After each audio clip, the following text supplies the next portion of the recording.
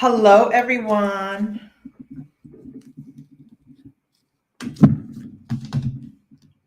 How y'all doing? Okay.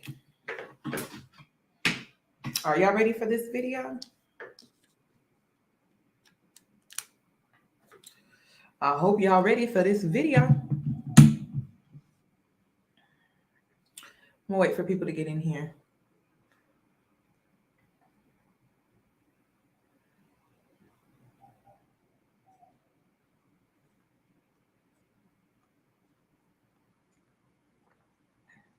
Thank you. Y'all so sweet. Victoria, congratulations. You graduated today.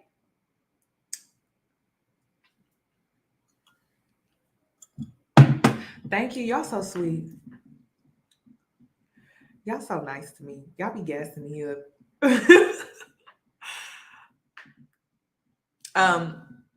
This is bulletproof coffee.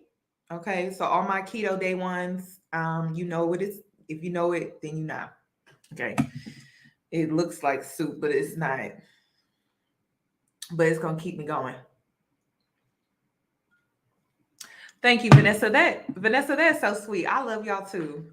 That's so sweet. Okay, let's get into it. Oh, okay. So I did a live yesterday about the Young Miami situation. That is on my Patreon. If you would be interested, I will leave a link after this live in my description box. This video will remain up. What was I about to say? What was I about to say? I was about to say something.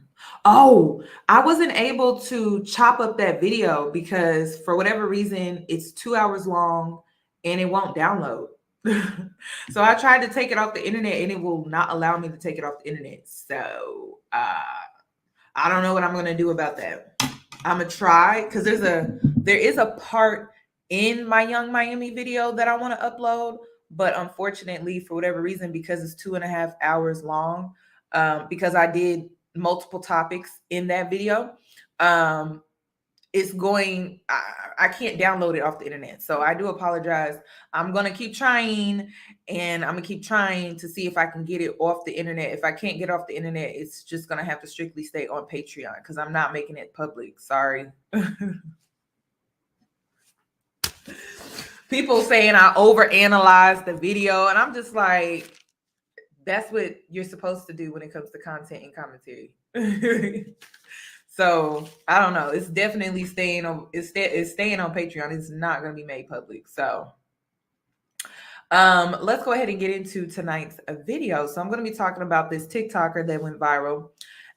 She is a plus size model. I'm not sure what city, but she's currently a struggling plus size model trying to make it in a new city, which I can kind of relate to that.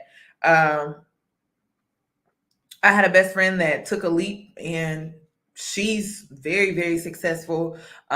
She's worked with Good American. She's worked with Kim K Beauty. She's worked with Nike. She's worked with Kohl's. Girl, I be seeing my best friend everywhere, and I love seeing that. So it's interesting how shallow people can be when it comes to this. Like people are like, she's a plus size model. Listen, plus size model women, they get money. Okay. So as much as you feel like they not worthy of this or they're not deserving of this, I have a best friend that's getting to the bag every single day. So and she travels and she models and it's like amazing seeing that. So I don't know why people were acting weird about that, about her being a model. And I'm like, it happens every day. They really think that models come in a one size fits all type of thing, which is sad. They come in many different shapes and sizes. That's why they are models, so that they can represent for the bodies and the women that they are. So I don't know. So yeah, I love seeing that. But let's go ahead and get into my intro first because I forgot. And then I'm going to start the live. I'm going to start the video.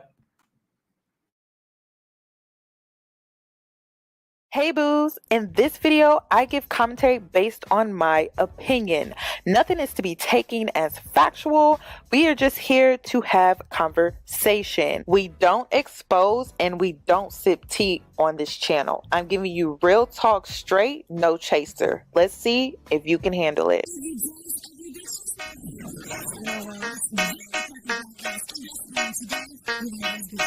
Cause I'm a boss. I haven't done anything for you to be proud of. Of course you have. You are marrying a man who can support you.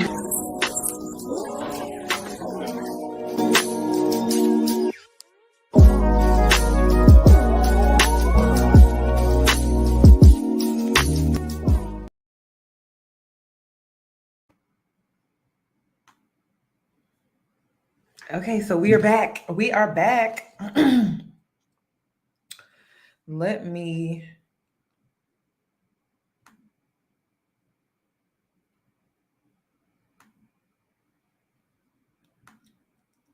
Y'all, today is a good day. Today was a good day.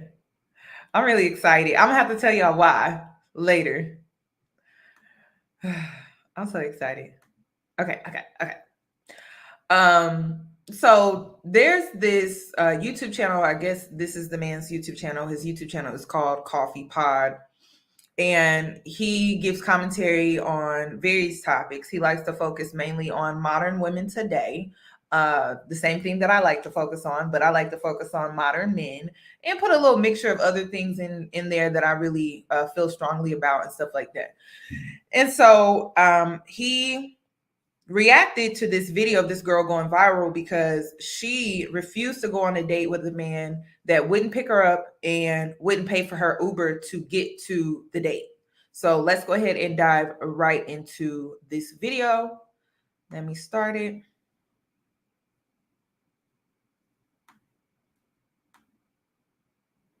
You guys know I'm a model. I'm new to the city. Transplant. Don't even have a car yet. Like, still building up my life out here. Regardless, I expect my date to either pick me up or Uber me to the date. And my thing is, yes, I can do it myself, but you're asking me on a date. I expect to be taken care of. Pick me up or call me an Uber. Yo, what's up, YouTube? Welcome to the Coffee Pod. My name is Shizette. Drink the coffee, it'll make you feel better. Delicious iced coffee. Listen, guys, brace yourselves. No more wasting time. Let's get into it. If he wanted to, he would. Hear me out. I went on a date with a guy last week, and it was a good date. We had a fun time together. He's a big-time lawyer. He owns 3 to 4 cars. He's doing really well in life. You guys know I'm a model. I'm new to the city. Transplant. Don't even have a car yet. Like, still building up my life out here. Regardless, I expect my date to either pick me up or Uber me to the date. That is just my standard. The first date, he was a perfect gentleman. He picked me up and everything. He calls me today for a second date. He wants to go golfing. I said, great. What time are you picking me up? He's like, well, it's out of the way to pick you up. I just recommend you Uber to me and then we can go on our date. And then I wasn't sure if he meant me Uber myself or him Uber me. So I hung up and I texted him. I was like, hey, I'm excited for Saturday, but just to clarify. He calls me up and he's like, can you clarify your text message? And I said, I was wondering what you meant by the Uber. Were you going to call me an Uber or did you want me to call an Uber for myself? And he said, I recommend you call an Uber for yourself. And I said, oh, well, since this is a date, I prefer you to Uber me or you can pick me up. And he's like, oh, well, I think you could just do it yourself. And my thing is, yes, I can do it myself, but you're asking me on a date. I expect to be taken care of. Pick me up or call me an Uber. The notion that it's too far or too out of the way for the date, it's an inconvenience for me because now I have to pay for part of this date. I have a problem with that. And when I think about it, you guys, like some women, my sister, for example, she won't even pay for an ice cream at the end of the date. And she's been dating her guy for a couple years now, but even the first few months of their dating, She refused to pay for anything. She didn't pay for anything. He was like, can't you just pay for an ice cream after dinner? And she's like, no. And guess what? She moves in with this man. They've been together for 3 years, about to get married. He picked that girl. He didn't pick the girl that was like trying Poor to be guy. nice and pay for her own Uber and pay for her own meal. No, he picked the girl that refused to pay for shit, refused to pay for anything for his ass. And he is in love. He's about to put a ring on it. He's an He pays idiot. all the bills. They live together. He pays for everything. And yet, when they first started dating, he tried to play her. He was like, oh, can you just pay for this? No, I'm not paying for anything. Take it or leave it. He took it. So if he wanted to, ladies, he would. Okay, keep your standards high. That's all I gotta say. Wow. So guys, as always, before we get into my opinion and what I think about this topic, let's check out what the people have to say. Let's read these comments. So our first commenter says, I feel so bad because I Okay. Wait a minute. Slow down. Thank y'all for the compliments. Y'all make me blush. I really do appreciate the compliments. But I have to keep it all the way real with you guys. Okay. I want women to understand that the way you look at sex is the way men look at money. Okay. So let's think for a sec. Thank you, Shannon. Let me write that down because I want to go over her if she had any more follow-up videos. Men look at men look at money the way you look at sex. So I want you guys to ask me, or I want you guys to tell me, right? How do you feel when you're just meeting somebody and they're asking you for sex? Comment that in the chat box. How do you feel when men are pressuring you for sex when it's the first date?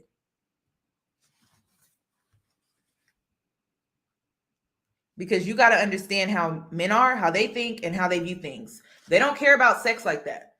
They don't. But their money, oh, they care a lot about that. Just like you care about your body and you care about sex, they care about their money and they care about their height. Okay? So once you come to that conclusion as a woman and you're dealing with a man and it involves money, now you know how to move. Now you know how to move. Men look at money the same way you look at sex. Okay? Another thing that I want to point out before I really break this down, I want to also point out the fact that me personally, I don't agree with this. And the reason why I don't agree with this is because I don't recommend that you ever have a man pick you up for a first date. You don't know this man. You don't know what his true intentions are. I'm never going to advise that you get in the car with a man that you're trying to get to know. Because I have been preyed on. And one thing that I know about predators, one thing that they like to do is to put you in an area where you're isolated.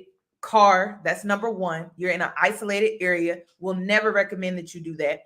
And then number two, they like to get you comfortable. And that, like, those are two red flags. So for me personally, I don't agree with this because I would never encourage you guys to get in a car for a first date. I would never encourage you guys to take a Uber to a first date by a man that got it for you or that ordered it for you. That is how sex trafficking happens. And I'm just not going to be for that at all. And the reason why you don't want to get into an Uber is, again, you don't know where, if the address within the Uber is taking you to the actual place. Like you have no control when you allow somebody else to get an Uber for you. Like, it's actually very scary. So I'm actually not for this because it goes against my rules that I have for myself when it comes to my safety. So I'm just not for this at all. And it makes me also question her state of mind and her mentality. Like, you cannot be so desperate for a date that you're willing to put your safety on the line, or you're willing to put your safety at risk. It's not worth it, especially today. I understand that we are modern women dating in modern times, but you have to be smart about how you do things. Yeah, I think you can go out here and I think that you can date. And I think that if you have the standard that a man should pay for your Uber or pick you up, I'm going to tell you right now, it did come off a little desperate to me, because if a man would have switched up plans at the last minute on me like that, I would have canceled the date. I would have never went on the date. I would have never went on the date. And the reason is because I don't like it when men change plans at the last minute. That's like, not safe at all. They change plans last minute. I like to know where I'm going, what area I'm going to be in. Is it a well-lit place? Is it in a good area? Is it a good crowd? We're talking about a first date. She has way too many expectations for a first date, in my opinion, especially in modern times where she's compromising her safety. And I don't think she sees it like that. And this is why, like, I'm gonna tell you now, if the man would have canceled, if he would have changed plans and made different arrangements with me at the last minute, I cancel. I'm not that desperate for a date, number one. Number two, I'm for my safety before anything. And I like to look at the restaurant's menu. I like to know the dress code. I like to know what the scene is going to be. And if you change plans last minute, it's an automatic cancel. I'm not going. And I can only speak for myself, but I'm sharing this with you because these are the times that we live in, and you have to be careful about who you're actually meeting up with. You could be meeting up with a whole serial killer. Seriously, like, those are the times that we live in, y'all. So I'm not for this for that reason. Now, people want to, and I tell you guys this all the time. I hate it when women come on here and they state their standards. And then when they state their standards, they have to use their friend, right, to confirm that what their friend's situation was or what their friend was doing. They feel like they have to confirm that my standards stand because of my friend. And it's just like, sometimes your friend be lying to you, though. I know plenty of women out here that tell their friend that they're competing with, that this guy did this guy bought this guy gave me money, this guy did X, Y, and Z, he took me here, he took me there, and the whole time they lying because they competing with you, sis. And so you done sabotaged a whole experience. You done sabotaged a whole date, all because your friend got ice cream out. After a date. That is crazy. There are two things that concerns me when it comes to this. We're comparing food to transportation. We are in modern times, you guys. Like, it's mutual effort to get yourself to the date, on his part and on your part. Now, is it more traditional for a man to pay for the date? Of course. And I feel like that should still stand. But like, having someone that you just met that you don't know, you require them to pick you up, you require them to get you an Uber. It's just dangerous. Like, it don't even make sense to me. It don't make sense, y'all. It does not make sense. So is she entitled? She's coming across as she is. And the reason is because I have a question for the women. How would you feel if you're trying to get to know a man and he over here pressuring you for sex just because he bought you dinner? I'm going to let y'all answer that.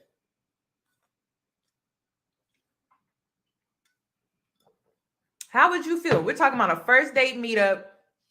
We're talking about somebody she don't know. We're talking about transportation. We're not talking about the typical standard, which would be food, right? We're talking about transportation.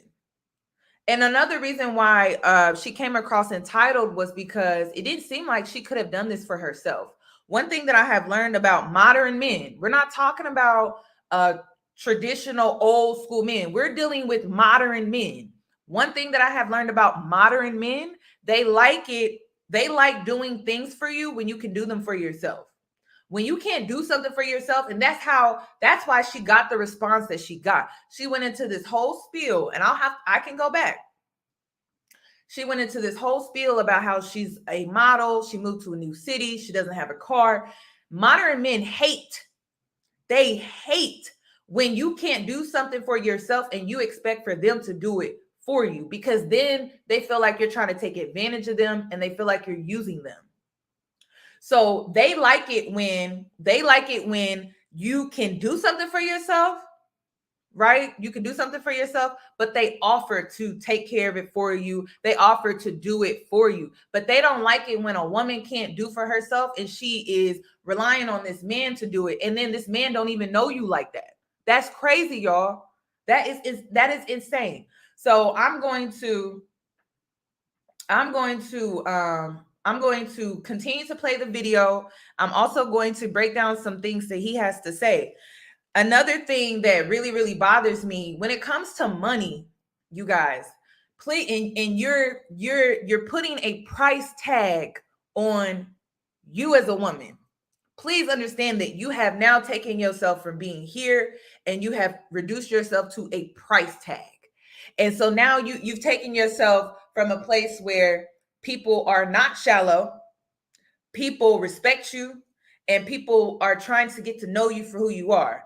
But when you put yourself in a position where now you're a price tag, you have reduced yourself to a product or a service. And now you're in this area where you have to meet shallow standards. And this is why she was being dragged on TikTok.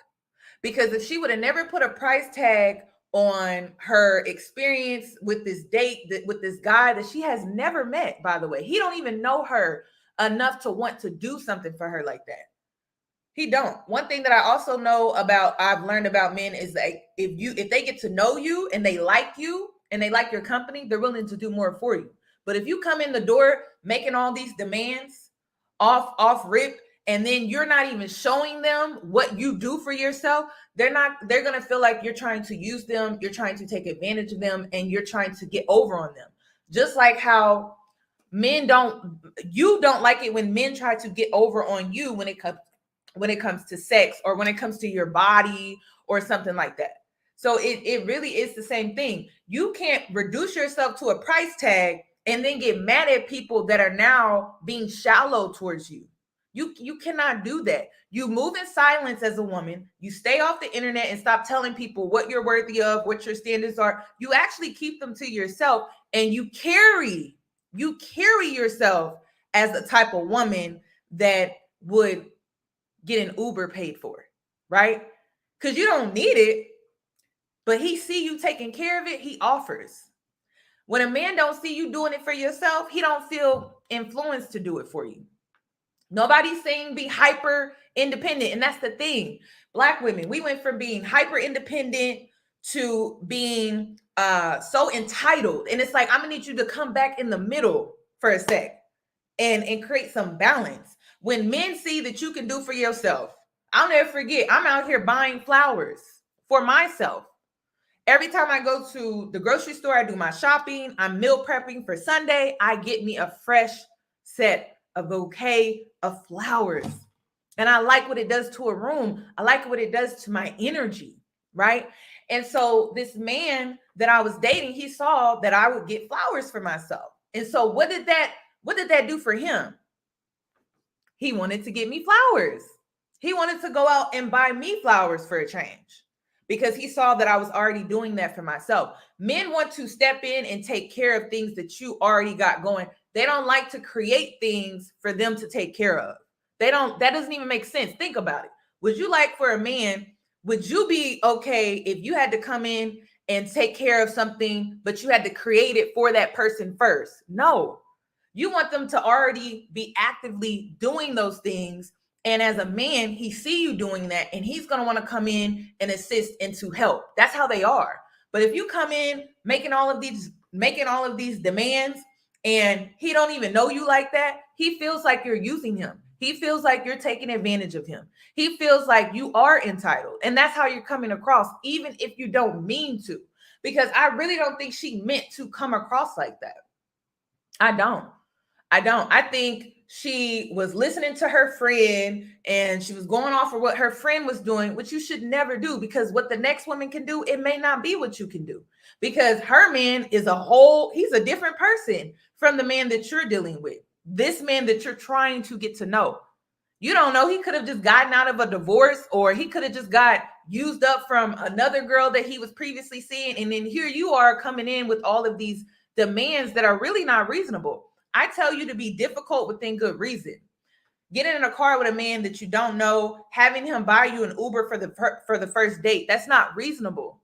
That's just being unreasonably difficult. And you know what? That was adding stress to his life already, and he just met you. That does not make sense. To be honest, I don't, if that's her standard, even though I'm not against it, I'm against it because of safety, I would have just not talked to him again. But I would never have came on TikTok and made it known to the world what my standard is, because she's looking for validation. And that's the problem. It's like, if that is your standard and he canceled on you at the last minute, it's a cancel the date and you move on with your life. There's no cancel the date, hop on TikTok, let the world know this is my standard. Because I don't feel like it's a bad standard. This is a standard that I have, once I've been around you for a while and I've known you for a while, I'll get in the car with you. I'll allow you to get an Uber for me. There's this man that I was seeing in LA. He would get Ubers for me all the time, but I knew him though. He knew me and he knew that I could get my own Uber. So he had no problem getting it for me because he was being gentlemanlike. But you can't, you got to move in silence. Yeah, no bullying in the chat, you guys, because honestly, it's like there's no point. Please, but we need to be realistic, and I don't feel like we're being realistic. If you want a traditional man, make that known, but it still may not look like the olden age traditional man. It's going to be traditional with a mix of modern, right? And so when it comes to transportation, you expect for him to get there the same way he expects for you to get there. It's not I don't recommend that you get in a car with a man that you barely know. I just don't. Like, we live in modern times, and you can't, just like I say, these men live in the past, you got to stop living in the past too. There's a different way that you do things. You don't do things like you used to do back in the day. You used to be able to trust people. You used to be able to trust people before you got into their car. You can't trust people like that no more. So I would never recommend that for y'all. Like I said, if that was the plan, he agreed to pick her up, and he changed the arrangements, cancel. I would have canceled the date. I would have never went, and I wouldn't have hopped on TikTok. And he would have got the picture. That's the thing. If he would have asked her out again after she canceled, they make the arrangements, and she's like, okay, come pick me up, and he doesn't do it, cancel again. He'll eventually get the picture, or he'll just stop asking you out, whichever, right? But she didn't go back on her standard. I personally don't feel like it's a standard worth fighting for because it compromises her safety. So if we were talking about something else, like maybe she has a standard for him to pay for the date, and they get there and he don't want to pay for the date or whatever like that, right? That's her standard. And he didn't want to pay. I would have paid for it. I would have paid my portion. I would have left. Would never talk to him again. Yeah, I respect her for standing on her standards. Maybe she's testing whether or not he can provide. She did say that she could do it herself. I just think she needs to be more safe about it. But listen, that's what I'm saying. You guys, if you don't want to be asked for sex, you cannot have all of this entitlement when it comes to a man's money. Because I'm going to tell you now, as soon as you come in the door with that, he going to feel entitled to your body. That is how this works. Men and women are very similar. We are very, very similar. So when you reduce a man to his pockets, he's going to reduce you to your body. It's just like that.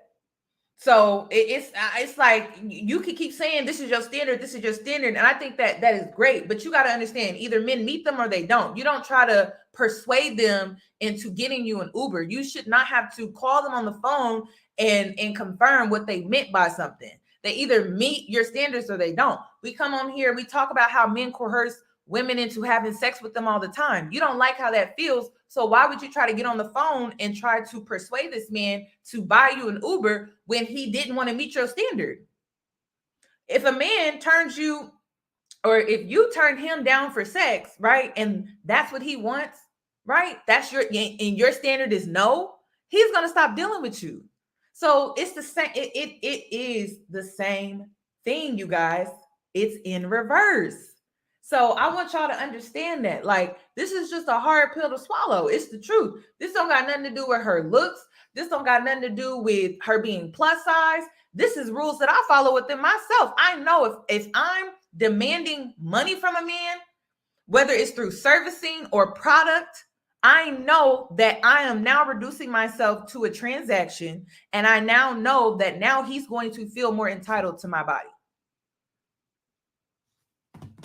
So I would not rush it. Sometimes you have to get to know people, create a bond. They want to be able to interact with you and stuff like that before they're willing to invest in you. You have to get men to invest in you. And I'm not saying you need to jump through hoops and everything like that.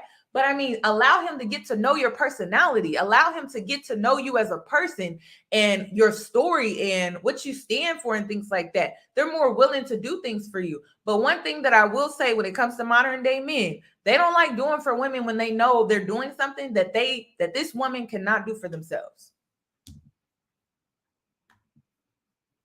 So let me continue. And then I just made a video, Young Miami. For her to get everything paid for, do you not know, like, she's in a very controlling relationship? I'm not saying that all men are like that, but a lot of arrogant men that have money are, though. There are a lot of them that are like that because they feel like they're untouchable. They have all of this money. They feel like they're untouchable. They can do what they want to do. And you're just a little fish in their pond. They don't care. So it's like her friend, it's like she could have, you don't know what she did for that ice cream. If I'm being completely honest, you don't know what she was doing. Maybe she liked him, maybe he ended up really, really liking her and felt like she was worthy of ice cream. But it's like, this man don't know you like that, and you're making this demand, and he don't even know you like that. This girl went on a date, and after the date, they got ice cream, and he didn't want her to pay for it. It's probably because he got to know her on the date. And he like, oh, I'm really feeling her. I'm really liking her. I'm not going to make her pay for this ice cream. You cannot compare transportation to food or dessert. That's crazy, y'all. That don't even make sense. Okay, let me continue because I feel like I've been talking too long. Couldn't focus on what she is saying because I kept seeing everything else. Everything else like what? We need more specifics, people. We need somebody in this comment section. So this is on TikTok, and they're afraid to speak the truth because they are on TikTok. You know, people don't keep it real on TikTok because once you say something to offend somebody, they kick you off the platform, right? All right. So this next commenter asked, is she being real? With 4 question marks. She wasn't sure, right? Is she trolling? Because, you know, everybody right now is sort of confused because she sounded like she was out of her mind. Let's just keep it real. Somebody responded to her comment and said, her standards are high. Sounds pretty real to me. First of all, I'm going to tell you now, these men are going to try to pick her apart because of how she looks. And I don't agree with that. Also, comparing a man paying for a date compared to sex, you guys, it's not that I'm not comparing sex to him paying for a date. I am comparing you being entitled to his money, right? That's not actually a part of the date. Your transportation is not part of the date. It's not in modern times. I'm sorry. It's not. So I'm not comparing sex to him paying for a date. I feel like a man should pay for a date and he should not expect for sex afterwards, right? But when you're adding in all of this extra stuff, right? And it's the first date, he's trying to get to know you, you are coming across entitled. It is what it is. And a lot of men are going to walk away from you. So you can keep listening to these city girl lyrics that the city girls don't even live up to. You can keep listening to Megan Thee Stallion. You keep listening to Doja Cat. You can keep listening to Beyonce's Single Ladies, right? And they don't live up to the lyrics that they feed you. I'm telling you the truth. A man is not going to take you serious if you come in demanding all of these things and he don't even know you like that. You guys haven't even created a bond yet. That's why I say when you go on dates, you should be dating multiple people. You should be serial dating, right? It shouldn't be, oh, I'm just going on this one date with this one man and you have all of these high expectations. You don't even know if you're going to even communicate with him a week from now or a week from the first date. So coming in with all of these demands is just unreasonable. The standard should be that he pay for the date. But outside of that, how you get there and all of that, it's like, it's modern times. You should have transportation. You should have a way for you to get to the date. And then if he's a gentleman, he'll pay for your Uber back home. Did she ever think about that? Or was she being so entitled to the point where she was comparing what her friend got with the man that she's dating with what she has? She never even thought that, maybe if he really likes me and he ends up feeling me on the date, he'll pay for my Uber back home. She didn't even think that far. But you know what? It's okay. Like if this is her standard, that is her standard. But I just don't feel like it's reasonable on so many levels, because I'm just like, why would you even want to get in a car with a man that you don't know, or an Uber that you don't know? Like, that's crazy. And then another thing that she did was she came on here and she made a video about it. You never tell the internet your standards. You just don't. You do not tell the internet your standards. You don't tell other people your standards and try to seek validation from them, because they're going to rip you apart. They don't know you. So they're going to go off of how you look. They're going to go off of how you dress. They're going to go off of if you're conventionally the beauty standard or not. They're just going to pick you apart. And I don't recommend that. I wouldn't tell nobody. I don't feel like it's necessarily a bad standard after a few dates, though. Like, after you get to know each other, then it's like, okay, like, I'm always taking an Uber to meet up with him for a date. He can chip in now, but the first date, y'all, like, Now, if she would have said, this is my standard after the third date or the fourth date, right? Because now it's like, it's really eating at her pockets. He can contribute in that way. I don't see anything wrong with that. But like the first date, that's just not reasonable to me. It's not reasonable at all. It's very, very unreasonable. And this is why he probably didn't hit her up after the situation. And I'm sure if it was a second, I'm pretty sure that if they would have hit it off on the first date and she would have made the mutual effort to get to the date, I'm pretty sure if they hit it off the second date, he would have bought her an Uber. For real. But she didn't even allow it to get to that point. She actually ruined her chances, because you both have to mutually make the effort to get to where you are. A man paying for your date shows that he's trying to invest in you, right? Which is cool. He may, even if you would have really hit it off, he probably would have paid for your Uber back home. Or the second date, he would have picked you up. Or the second date, he would have Ubered you to where you are. But the first date expectation, that is coming across entitled, which men are using their discernment as they should. Like, that is a red flag. You're coming across like you're entitled. You're coming across as if you feel like I owe you this because you're a woman and stuff like that. And it's like, I don't even know you like that. It's a turn off. The same way that you would feel if after the date he was expecting sex from you. You wouldn't call him back. You'd be like, why he acting entitled to my body just because he asked me out on a date and he paid? That doesn't even make sense. Come on, y'all. Come on.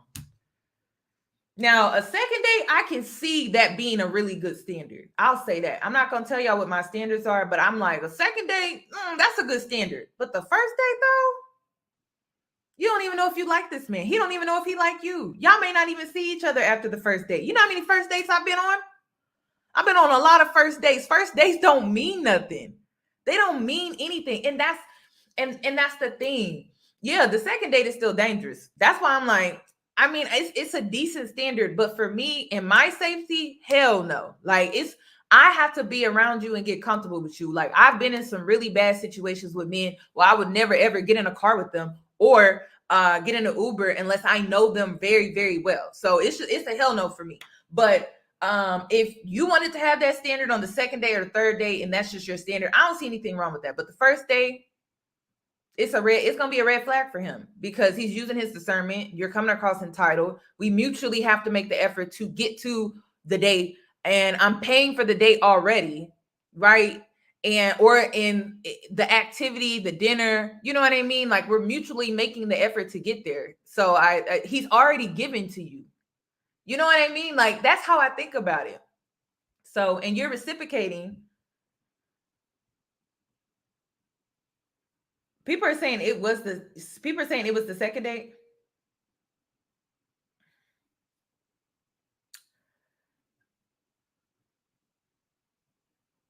No, I don't even if it was the second date, even if it was the second date, I don't feel like he's obligated, y'all.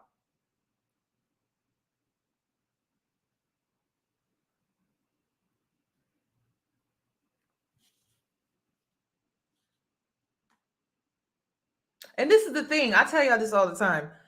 You can't make a man do anything. Like, he either want to do it or he don't.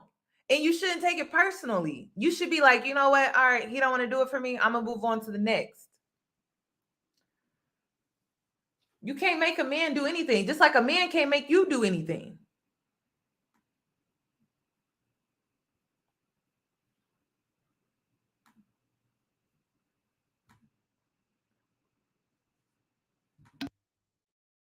Some people just know their worth. This is hilarious. And right here is just straight up female logic, right? Women are like, some people just know their worth. And what's that worth determined on? It's just determined on whatever you want it to be, right? You are valuable as a woman just based on what you think or feel on yourself. There's no tangibles. There's no standards. It's just a bunch of feelings. And everything that you see when you look in the mirror, right, doesn't matter. And that type of thinking is why most women are delusional, right? But they don't like that coffee. This coffee smells like shit. So somebody responded to that chick who said some people just know their worth and said, it's great she knows her worth, but worth does not have monetary value. This is another woman trying to remove a standard that's associated with somebody's worth. And it's kind of a contradiction, right? It's like, if it doesn't have monetary value, then who decides the value? Well, the individual person. So in this instance, she wouldn't be wrong, right? Does worth have monetary value or does it not? Because I'll tell you what most men think, which is it does. Another woman responded and said, according to men, it does, right? Worth does have monetary value. A man will not provide for or spend on a woman he doesn't see as the one or see as worth it. Men love providing, which is true. Interesting thread there. Thought that was a pretty good conversation. Let's check out this next comment. This commenter says, effort goes both ways. Very true. Next commenter says, I think she's joking. This can't be real. I don't think she's joking. Next comment says, today I'm choosing kindness. See, he wanted to go in on her. Next comment says, are you looking for a date or a provider? I'm confused. She's looking for both. She's looking for a date, and she's also looking to get it from a beta male provider, right? Next commenter says, girl, you can definitely pay for your own Uber, even if you're on a date. I don't know where you picked up these quotations standards with the 2 laughing emojis. Very true. Another commenter says, I have mixed feelings on this. I totally agree with high standards, but I think this princess treatment should be within reason too. And guys, pay close attention.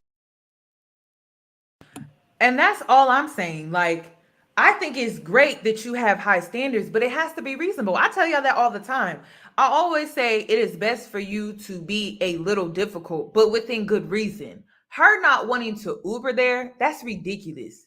Like, girl, you already getting a free meal. You still don't know this man like that. You know, like a second date, you still don't know this man like that. Right. And if he is in a position where he has money, he has status, he's looking to see if you are entitled to his pockets. Men who are high earners, that is the first thing that they go for. That is the first thing that they go for. And they start spending money on you once they start liking you. They start spending money on you once they get to know you. They don't start spending money on you just because they just met you. If that was the case, you know how much money they would go through? They would go through a lot of money when it comes to women.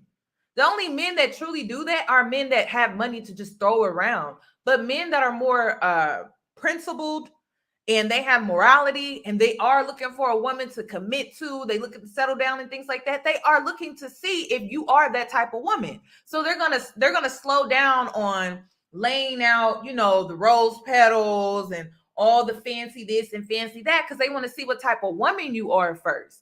And then a lot of you guys, I'm gonna be real with you, y'all would fail the test because he's testing you. Just like you're getting tested, you should be testing him. But you're gonna fail if you really think that men who have money, they just want to start lashing it out on the first date. He wants to get to know you first. He's trying to learn if you are worthy of the treatment that he can do for you. But if you coming in on the first and second date, you're going to ruin your chances, man. You are. And he's not gonna call you back. I'm be honest, he's not gonna call you back. Like, just like men are using their discernment, we women are using it. We should be using our discernment. I believe that we should have high standards. I actually like, and I'm into the princess treatment, but you got to understand, men want to see your worth first. And if you're not going off of how you look, that means you have to give them time to get to know you before you can start making all of these demands. Because it's just like, well, I don't know you like that. You're making all of these demands and I don't even know your worth. So this is the thing. It's the second date. I'm going off of what y'all saying because I'm thinking this is the first date. This is the second date. You guys are making all of these demands off of what? Her appearance. And that's why men are going in on her the way that they are, is because it's like, okay, yeah, you know your worth, but he's trying to learn your worth. He's trying to get to know what you're worthy of. And you're coming in with all of these demands. So now that you're coming in with all of these demands, you have reduced yourself to a price tag. And so now he's going to start picking you apart conventionally based off of how you look. And that's not fair to you because you are more than your appearance, right? You're more than your body, right? So why are you not giving this man a chance to see beyond your outer appearance, regardless of what she looks like? Because this goes for me as well. I don't reduce myself to a price tag. You shouldn't reduce yourself to a price tag. It doesn't matter what you look like, how tall you are, what your weight is, what your dress size is. It does not matter. Like, it really is. If you are worthy of something, right, you have to allow people to see that. And you can't do it if you demanding this and you demanding this and you demanding that on the second date, y'all. That's not reasonable. It's just not reasonable. Okay.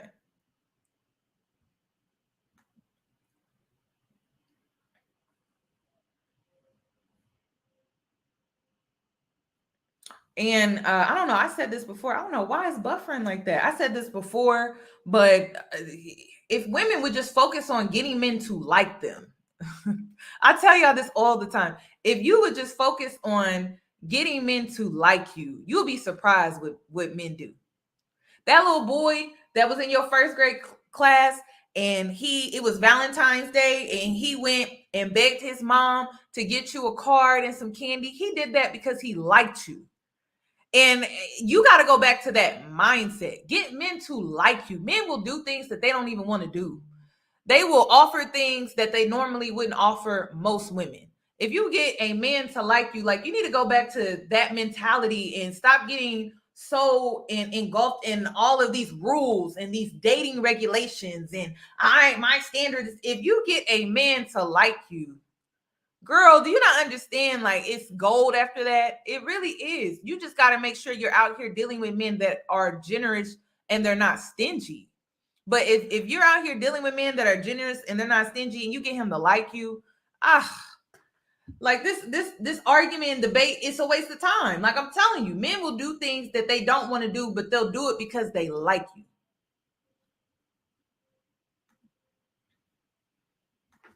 Attention, the sisterhood is very real.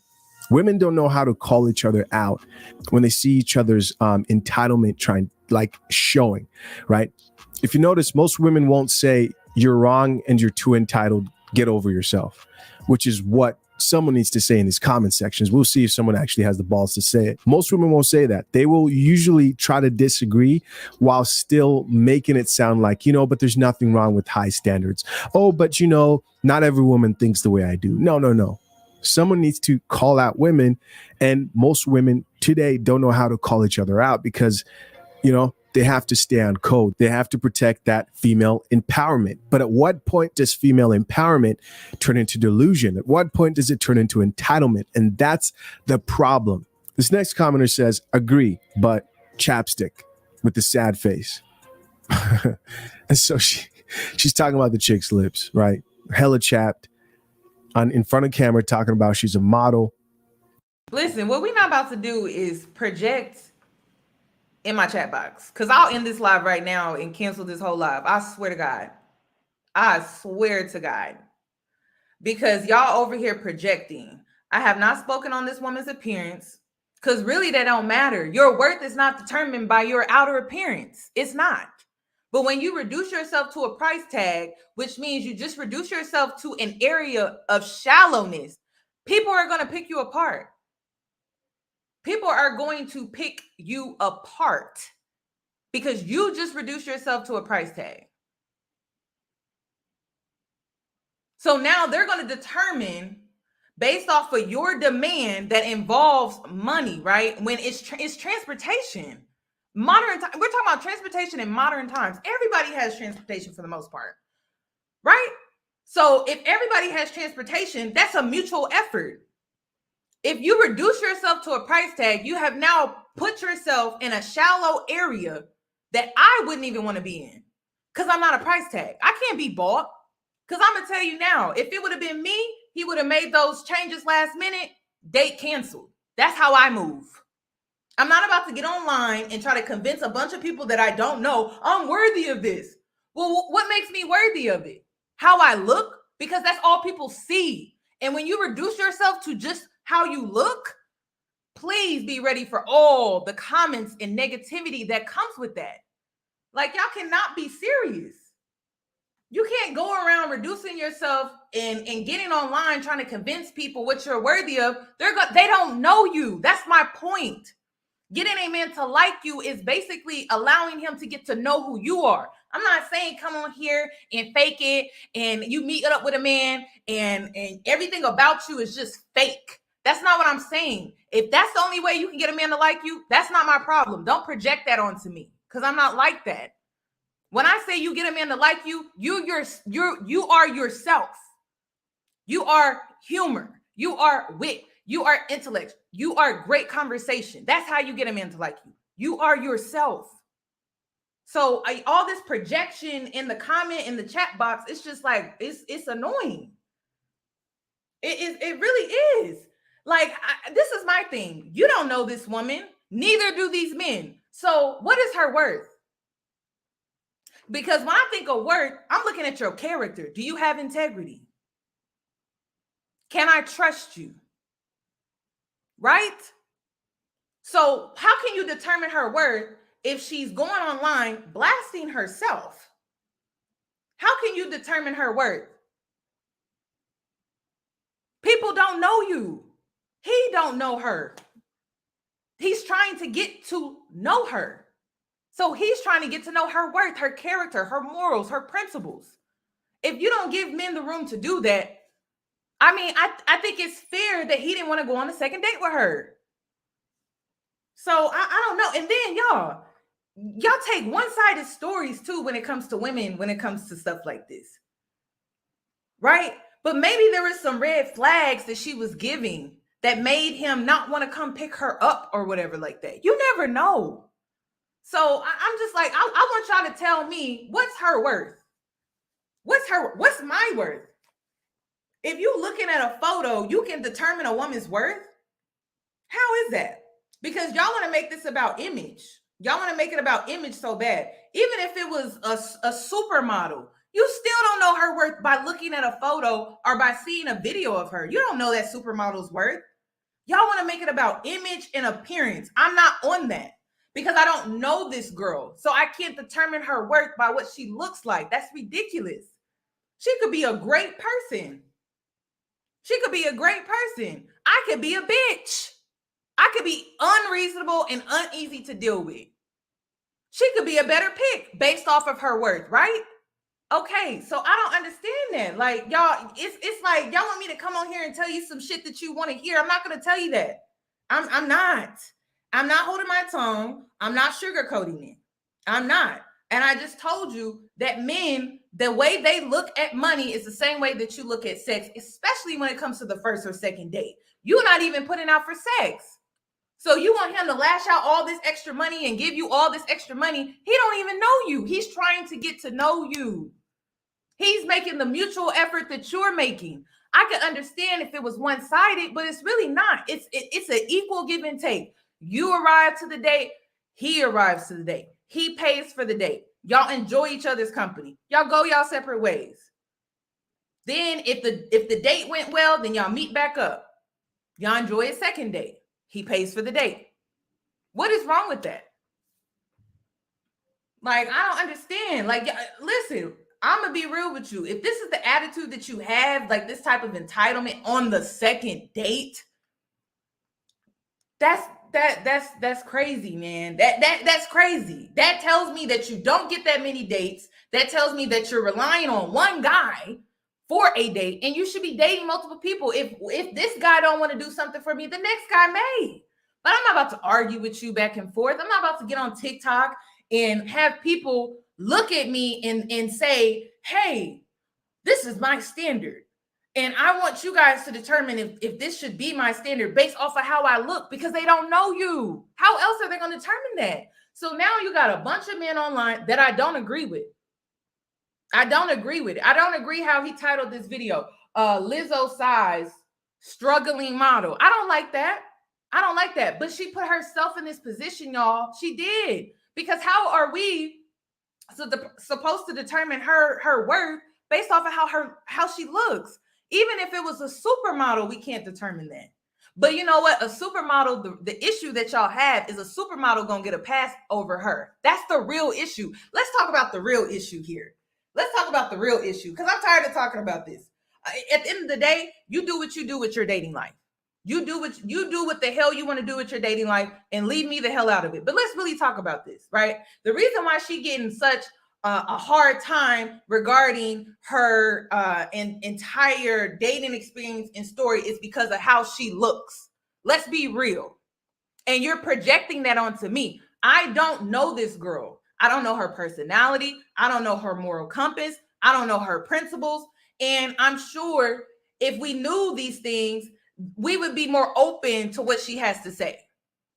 Because a lot of y'all don't want to go off of her appearance because you feel like she's not conventionally attractive.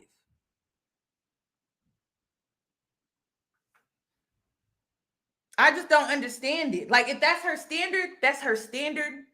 That's her standard. It's her standard. So these men can come on here. They can say what they want to say. She can still go about her life with this standard in place. She doesn't have to change her standard. She don't have to change her standard. And this is the thing. You change your standards according to how other people feel, how other people think. I could give a damn about what other people think. I'm going to still have my standards because I know my worth. I know my worth. I would never come on TikTok and make a video about, oh, I'm worthy of this. I don't give a damn. I don't care. I don't care. Because at the end of the day, you going to do what you do. I'm going to do what I do. You don't meet my standard. I'm going to meet somebody else. That's how I feel. That's how I move. I'm not about to get on TikTok and cry about it online because I don't care. I don't. So I don't understand. Like, that's what y'all want to make this video about so bad. And listen, you can't change how people see you. You cannot. People see me as dumb. They see me as, they see an attractive woman and they label me stupid. Easy. I can bed her. She has a fat ass. So I'm going to have sex with her. I'm going to tap that. You know what? I'm going to use her as a cum bucket. But because I have my standards and I know my worth, ain't none of that going down. Ain't none of it going down. So it's just like, y'all think that because you get male attention, and unfortunately, because they don't find her to be attractive, right? You feel like that's a knock to you. It's really not. A lot of these men are not worthy of you. Like, I'm just be honest. They will reduce you to a sex object, a blow-up doll. Why would you want that anyway? It's not all that it's not, y'all trying to make it seem like attractive women have it easier. They get male attention. I mean, if that's what you want, but I'm going to tell you now, a lot of these women that get male attention, are they really marrying these women? I mean, you go on Instagram and you tell me, sis, they're not really marrying these women like that. So I don't even know why y'all really want to make it about how she looks. That's what's bothering me about this entire situation. I don't know her to determine her worth. So for me, I feel like she's being unreasonable because she came on TikTok and she made it a big deal. I don't know her. I don't. Man, it's like all male attention ain't good attention. It's just not. And this is what I'm talking about. She's getting negative male attention right now, and it's all based off of how she looks. And it's sad. Like, I wouldn't even want to be in her situation. I I would not want to be in her situation trying to argue with strangers about what I'm worthy of or based off of my standards. I'm just not doing that. I'm just not. I don't care. Like y'all got to stop caring what men think and care so much about what they willing to do and what they not. You have your standards, you keep them as such, and you move on with your life. And to be honest, when it came to this situation, the date would have been canceled because he made changes last minute. I don't do that. I'm gonna continue, and then I'm about to hurry up in this live because I'm annoyed. But your lips look up. Let's just keep it real here, right? So this commenter says entitlement with 2 exclamation marks. Finally, somebody called it for what it is. She says, I mean, how much would that cost you? She's talking about the Uber. Was he asking you to pay for a flight ticket? No. Meals? No. Just Uber. Unbelievable. So I'm just going to call the elephant out in the room right now. And this is the truth. This woman is not fine enough to have this much entitlement. This type of entitlement is bad for any woman to have. No woman should have this level of entitlement. It doesn't matter how fine she is. But this isn't new, right? I see these type of videos all the time. I see women say stuff like, I want a man to pay for everything. He should pay for my Uber. I'm sorry. That's just the life I choose to live. And even though I won't be doing that for you, right? Even though I won't be spending money on Ubers and tricking and simping on you, I know some guy will. They at least know they can run into a guy and they have the leverage of their beauty, because most men overvalue women. And just because she's pretty, they will let that woman and get away with anything. They know that, and they can leverage their looks. This chick doesn't have that. This is what y'all mad about. And let me tell you something. You can't change how these men think and how they feel. You can't change it. You cannot. There's nothing that you can do about it. You either meet that shallow standard to get all or everything paid for, or you don't. Then what are you going to do? Then what are you going to do after that? Change yourself? Get plastic surgery? Become something that you're not? Maybe that's just not the man for you. It's like, why do you want to get attention from somebody that don't even want to see you beyond your appearance? I have to fight for that. Literally, I have to fight for respect because men don't want to respect me. And this is the thing. These type of men that they go off of your appearance and stuff like that. That's it. That is it. That is all. Like they don't see beyond that.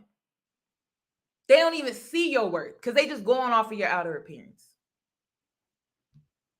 They just going off of your outer appearance. Like I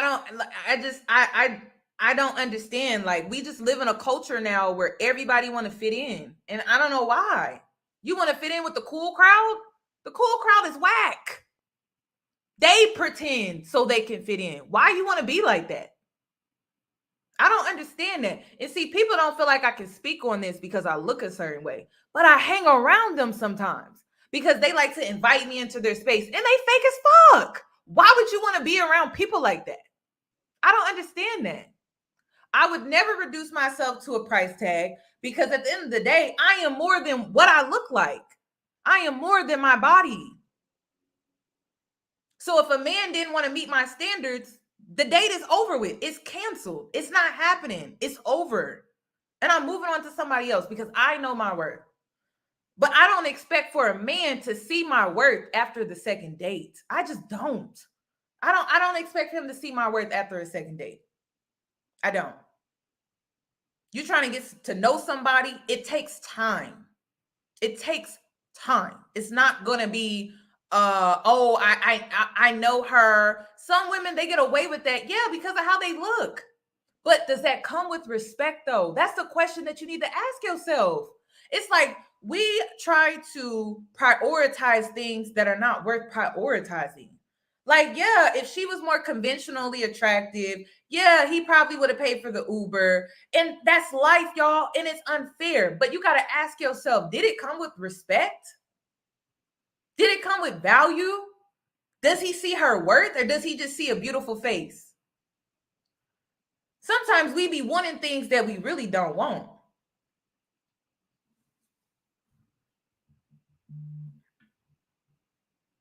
I just don't understand. Somebody said it only takes 2 combos. For some people, it takes longer. That's how you feel. We don't know how this man feels. We're only taking a one-sided story. We don't know how he feels. That's how you feel. You feel like it only takes a two conversations. Maybe he did that before and he rushed things and he ended up getting used and taken advantage of. When you're dealing with a man that has things to lose, he's going to test you. He's not just going to be all willy-nilly. He's going to test you. So be prepared. He got money. He has status. He's going to test you. He's not going to hand you anything. And then that's the thing. It's like you as a woman think that, oh, you testing this man, but he ain't testing you back. That's crazy. He's testing you back.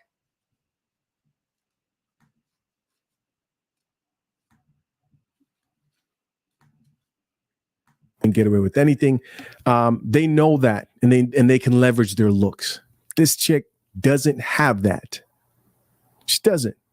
And this, what I'm saying right now, is what the women didn't want to say, because women can't just, they have a hard time being honest with one another. Instead, they say things like, well, she knows her worth. And if she's being delusional, instead of telling her like, hey, you're really not fine enough to be making those type of requests, they'll be like, well, she just knows her worth more than I do. Nah, she's tripping. Right? So that's the first thing. The second thing is that mindset that's such a turnoff. I'm a firm believer that a man should pay for dates. I'm a firm believer of that. I think a man should work up to be able to focus on his money so he can pay for dates, so that that's not a problem. Matthew Hussey is a female dating coach, and he has these seminars. And for a little bit, he was really popular in the RP space. He said something when a woman asked who should pay for dates. He says, men really appreciate it when a woman doesn't feel entitled, and even sometimes offers, right, to pay for dates. And I think this is across the board, from guys who are average earners, even, lower earning guys. They probably appreciate it more, of course, for obvious reasons. But even guys who are in the higher earning category, they don't want an entitled woman, even if he can afford that. Most men are not going to deal with that, right? Borderlining selfishness.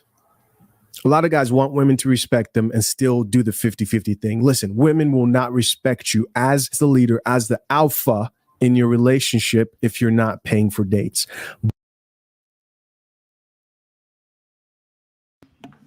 So you guys, he's not against men stepping up and being in that dominant role and taking care of things financially. He's not against that. He's not. But men don't like entitled women. They don't like the entitled woman. They don't. They just don't like it. This is all over a Uber. This is all over a transportation. It's unreasonable, y'all. It's just unreasonable. And y'all don't like it. Y'all have a problem with that. But I'm telling you, like, if you go watch Fresh and Fit, some of those girls on there are very entitled. Those women are not liked. They mock those women.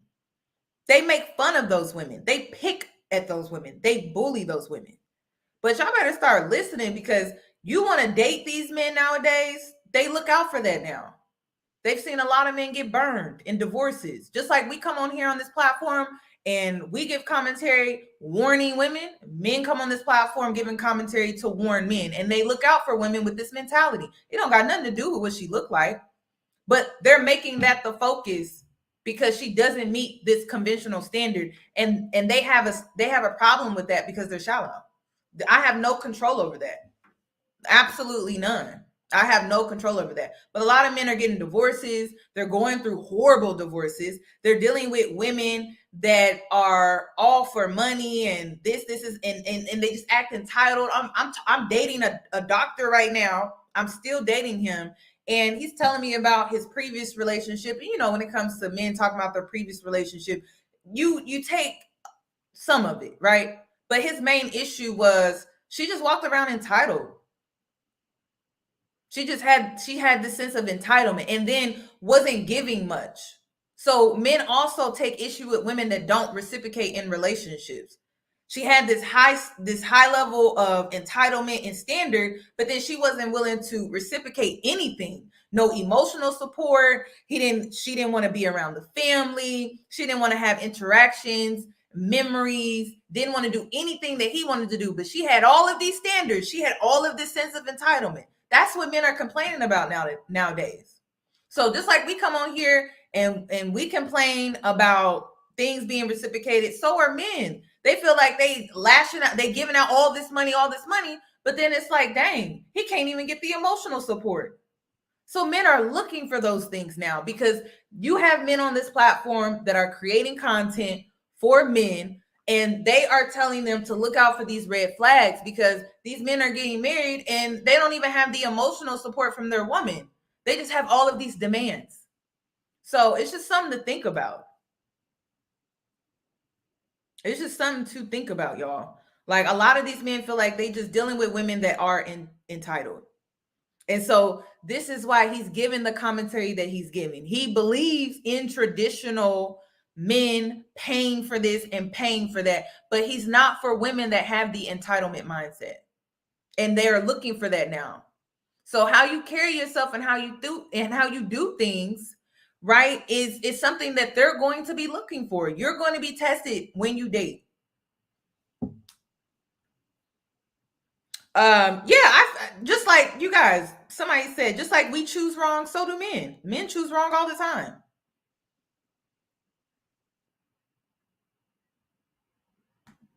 Men choose wrong, so do women. It's not just one-sided. But again, the type of guy who usually can do that has options. And if he's going to choose, he's not going to choose this type of chick who's entitled unless he's a beta male provider, like her sister's boyfriend, who's about to make the biggest mistake of his life. Or she's conventionally attractive. You got to understand that sometimes pretty women get a pass because they make a man look better. And that's why when it comes to this conversation, I don't like dealing with men like that. I'm gonna be real with you. I don't like dealing with men that reduce you to making them look better. That's what they're paying for, y'all. That's why she gets the pass over a woman that doesn't look conventionally attractive, because it's really about him. It's about making him look better. So he's willing to pay that extra fee to have her on his arm because he's insecure and she makes him look better. That's what this is really about. So yeah, a more conventionally attractive, popular looking it girl will get the Uber paid for on the second date. Yeah, I can agree with that. Is it fair? No, but it's life. And understand that the reason why she's getting the pass is for a very shallow reason. It's just to make him look better. So you tell me, what do you want? You want a man that will give you that pass just because you make him look better? Or would you want a man to give you that pass because he actually sees your worth and he sees your value?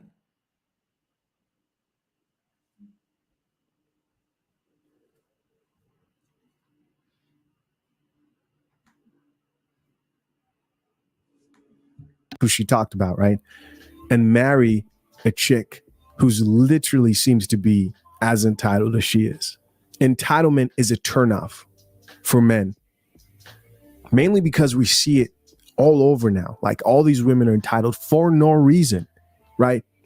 You have a woman who's like a solid 3 who'd be just as entitled as like an 8, 9, or 10.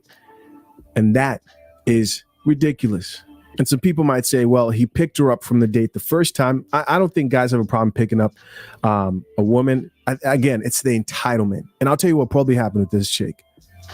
The guy who she's messing with, the lawyer, was obviously desperate for some cheeks. right?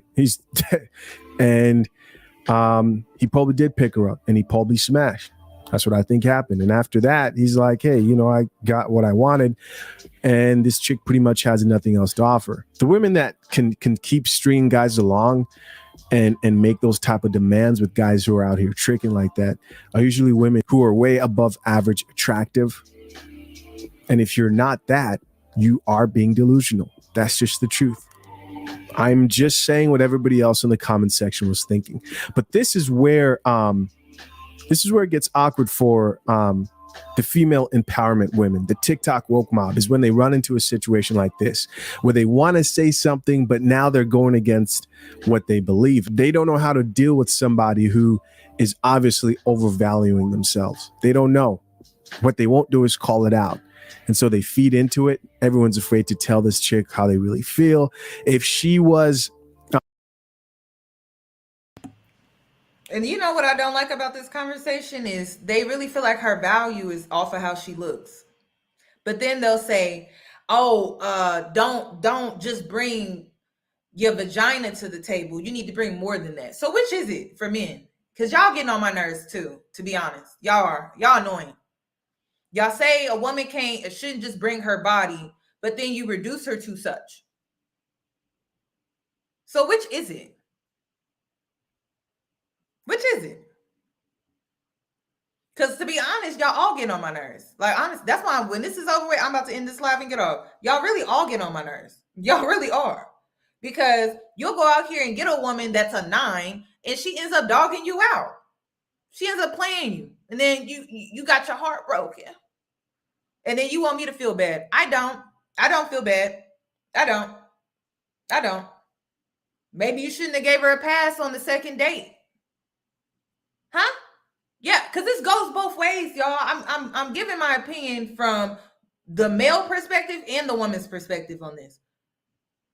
I do feel like she's being entitled because we don't know her. You can't come on TikTok or Twitter and say, oh, I expect for my man to pay all the bills, and you letting the world know. And it's like, girl, we don't know you. We don't know you enough to be like, oh yeah, girl, she's worthy of that.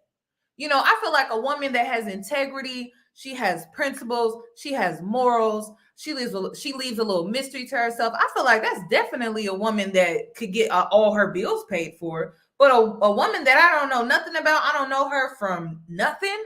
I can't determine that. But one thing that I will say about men, y'all choose wrong too. And how do you choose wrong? You choose a woman based off of her appearance, and then she use you. You marry her. Oh my God, you marry her. She take you to the cleaners. She take you for half everything that you got, and now you bitter and you mad about it. So I need men to figure this out too. It's like, are you wanting a woman to bring more to the table than her appearance, or are you not?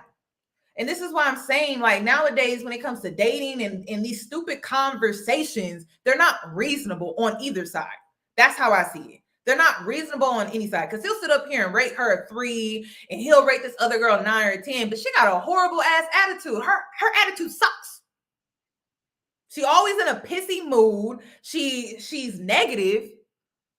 She's not really that fun to be around, but she make you look good as a man, huh? And so you get to go around and tell your boys about her and how she look, but you can't stand her though. That's what y'all like to deal with.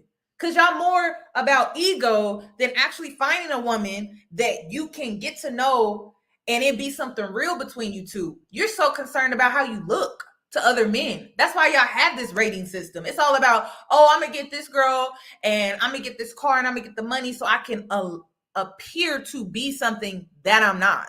That's men today. So if you want to know why women are coming across entitled nowadays, well, it's because the way that y'all choose women is based off of how they look.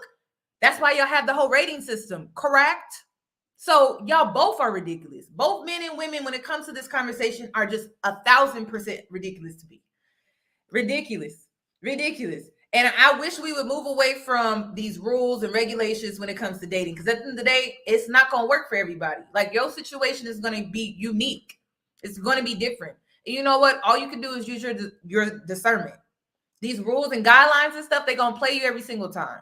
She was over here comparing her situation to her friend, and now she missed out on the second date.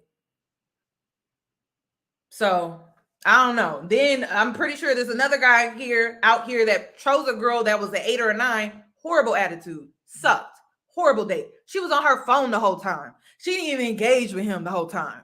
But he definitely hopped in that group mail chat in his phone and was like, yeah, I took her out, trying to hype it up more than what it was, and didn't even enjoy the date. Like, it happens every day, y'all. Would not take none of this stuff personally. I wouldn't. To get popular off this video, like if this shit went and like got on the shade room or some shit like that, you'd have everybody in the comment section saying like, oh, you're so beautiful, there's absolutely nothing you need to change, you know, there's not much you need to do, people just need to learn how to be more respectful. When the truth is, if it was a man, they would let you know real quick, if you can't afford the date, then you need to go get a job, right? But they won't tell a woman, hey, if you're overweight, you need to go lose some weight. And that there feeds the delusion and the entitlement. As always, guys, I'm always curious to know what you thought of the topic, so leave your comments down. It's just crazy to me how people really feel like bigger people don't deserve love. So what do they deserve then? Like, I really want somebody to answer that for me. I really do.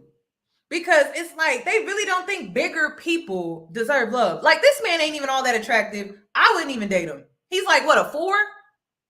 He's like, he's a good 4 to you? Like, what if we went around doing that to y'all? That is absolutely ridiculous. Like, bigger people just don't deserve love. So what, should they just go and, you know, unalive themselves? That is ridiculous. Like, what message are you really pushing with your commentary? I just don't understand that. That is crazy to me. And I hope this man goes through life and nothing happens to him. I hope you never get in a car accident and you get burns. Or somehow you come out of a car accident, you're not disfigured or something like that. I would hate for that to be you. Because I think about stuff like that. That's why I don't like talking about people's appearances, their weight, their dress size. I don't like talking about that stuff because quiet as the kept, anything can happen to me. Anything. And I won't look the same. So I don't like to speak on other people's appearances. It's just shallow to me. So I guess, according to his commentary, you have to look a certain way in order to get love.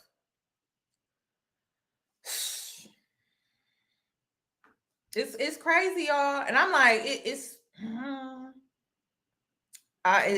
crazy. And then these men that be in the comment section, it's like, y'all not all that attractive. Like, stop it. Because I'll hurt your feelings.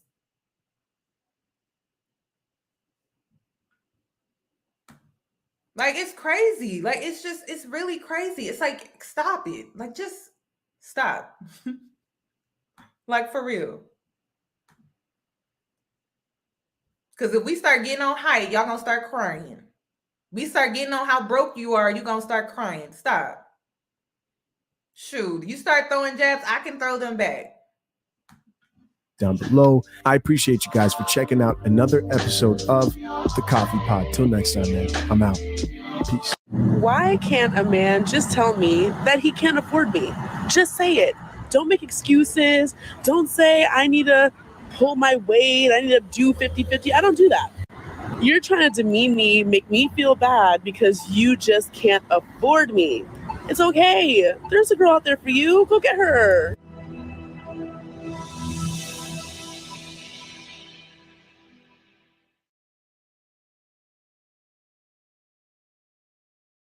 On the room right now.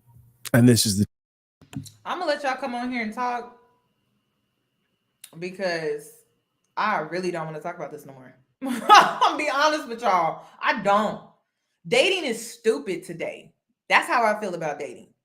Men are stupid and so are women. That's how I feel. Men are dumb because they'll come on here and be like, oh, she's an 8, she's a 9, and think they got a wife. God, that sucks. You get an 8 or a 9. Oh, that's wifey. You don't even like her for real. Then you got women out here. Oh, he's a high earner, but he a whole dusty. He don't even like you for real. Like, it's like, y'all, I hate social media. I hate dating. I hate dating apps. I hate dating culture right now. It sucks. That's how I feel about it. It's shallow on both sides. So I just don't like, I just don't care. Like I just don't. I know my dating life don't suck. My dating life don't suck. But dating culture sucks. That's why you won't ever see me out here on the dating app talking about, yeah, I need it. I never use dating apps for a date. Too many fake people, too many people trying to choose you based off of how you look, and I don't have time for that. I don't. I got better things to do with my time. If you don't catch me outside, well, I guess it wasn't meant to be. That's how I feel. Cause this is ridiculous. Like it's just stupid. And we come on here and we do this every day. Y'all can call in. I don't care. I do not care for real. When I say I don't care, I really don't. Like it's all just it's a bunch of games, manipulation on both. I can admit on both sides, you know. On both sides. It's shallow. There's no deep meaning. Like people just playing games all day. Getting older. Crazy. I don't know. I just don't get. I don't play games. I'm honest with people. So I don't get it. I just sent a link. Let me send it again.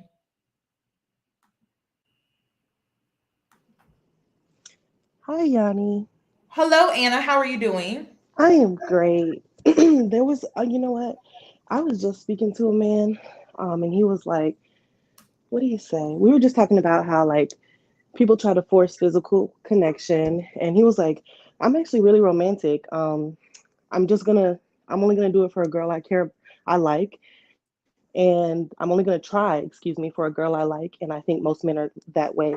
And as much as I wanted to say, well, why are you entertaining women you don't like? I understand that people do it for let's say for their own agendas.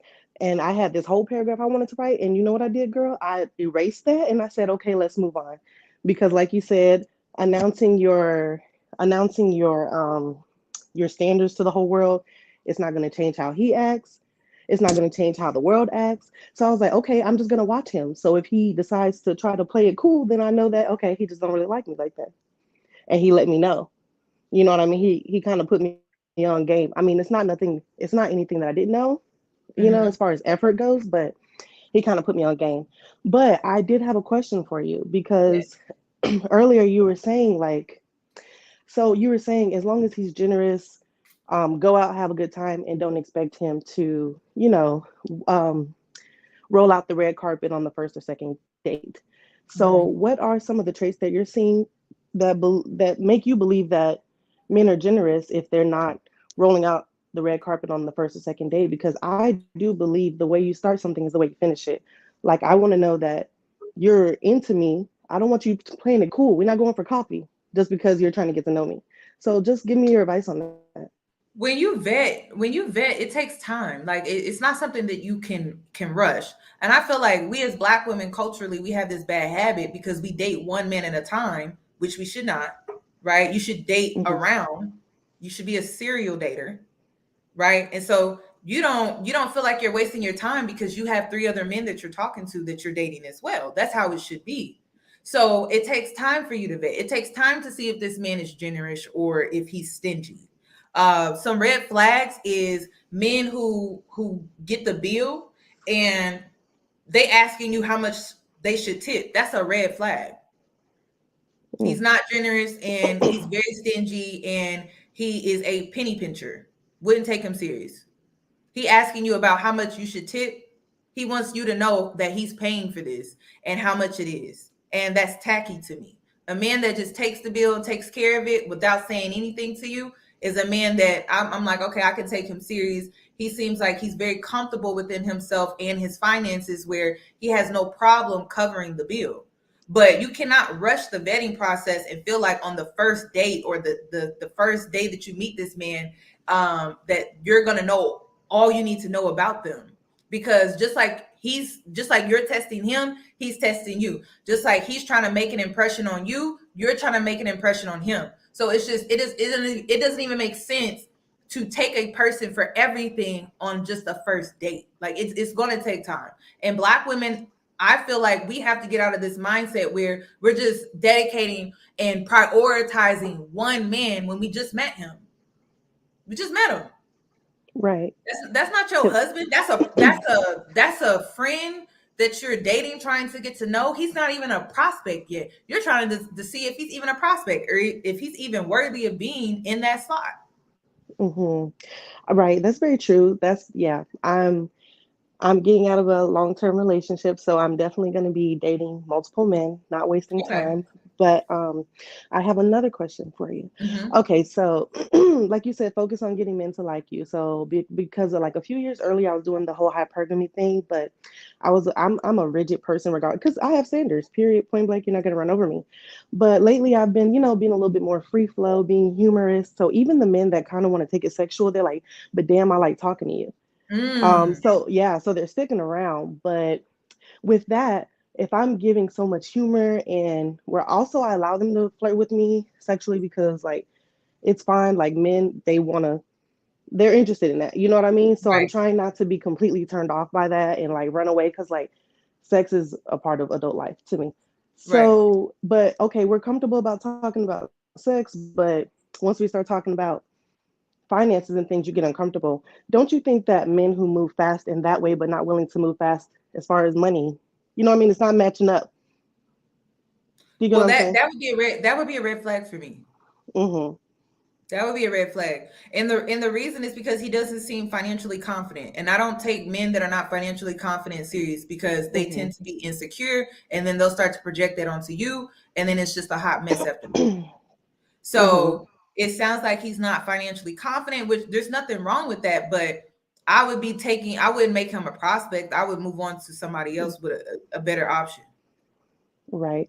I think that, obviously I've experienced different things. Some date multiple people. So some people are comfortable talking about what we will do in the future. But I just don't like that I'm just like, I'm being open as far as like flirting with you and leaving that communication open. Because for one, I want to see if we're compatible and I want to Right. talk about it. You know what I mean? Before we actually get to the bedroom. So I want to talk about it. I want to flirt with you and see if we're compatible. But you also need to be comfortable talking about us going on this trip to Aruba. I don't know. Since you're Right. since you're since you're comfortable putting something inside of me. You know what I mean? So that's just kind of Right. my But thought process. one thing that I would vet about when it comes to like travel stuff like that, see if they're well Hmm. traveled already. Right. If they're well traveled, that means they like to travel, which means that if they like you, they would be willing to take you on a trip. If you're dealing with a man that's never been out the country, that's a waste of time. Right. Thank you I so wouldn't even much, waste Yanni. my I time. appreciate it. You're Okay, I was welcome, just Anna. curious. Thank you. I was like curious. I was like, okay, so she's like, you worried about it, but I feel like I got to test them early on so I can kind of see Right. where we're gonna be headed. But I appreciate your advice and your perspective. You're welcome. Thank you. Bye bye. Bye bye. Okay, I have another caller, you guys, but I wanted to respond to this Lee man. Like, listen, we don't care. Like, y'all love to come in the chat box and try to use these manipulate tactics and stuff like that. Go get your passport. The fact that you have to go get one is questionable to me. But go get your passport and go get a prostitute in a third world country that needs you for a visa. We don't care. She needs you for a green card. She gonna do whatever she need to do for that green card. Sadly, unfortunately. So if you have no problem being used for a green card, I'm happy for you. Okay. Is it Hallie? Hallie, yes. Hallie, how are you doing today, sis? I'm good. How are you, Yanni? Good, good. What would you Thank like to add to the commentary? Okay, so I like to play a devil's advocate here. There are things that I don't agree on both sides, but I'm more on the side of the woman because first of all, lately I've been feeling like there's a need for everybody all around the world to humble black women, and I'm quite frankly tired of that. So I automatically came to her defense. First of all, those are her standards. I agree with you from the beginning that she didn't go about it safely. That is correct. However, her saying she wants to see if the man, can provide those are her standards, he can take it or leave it. I respect that But why do because you think she made a TikTok video? honestly, I don't know. also, I have this is the other question. Why do you think why do you think that she was comparing her situation to her friend? That's interesting. I don't know why she did that, but maybe she did mention that if a man wants to, he will.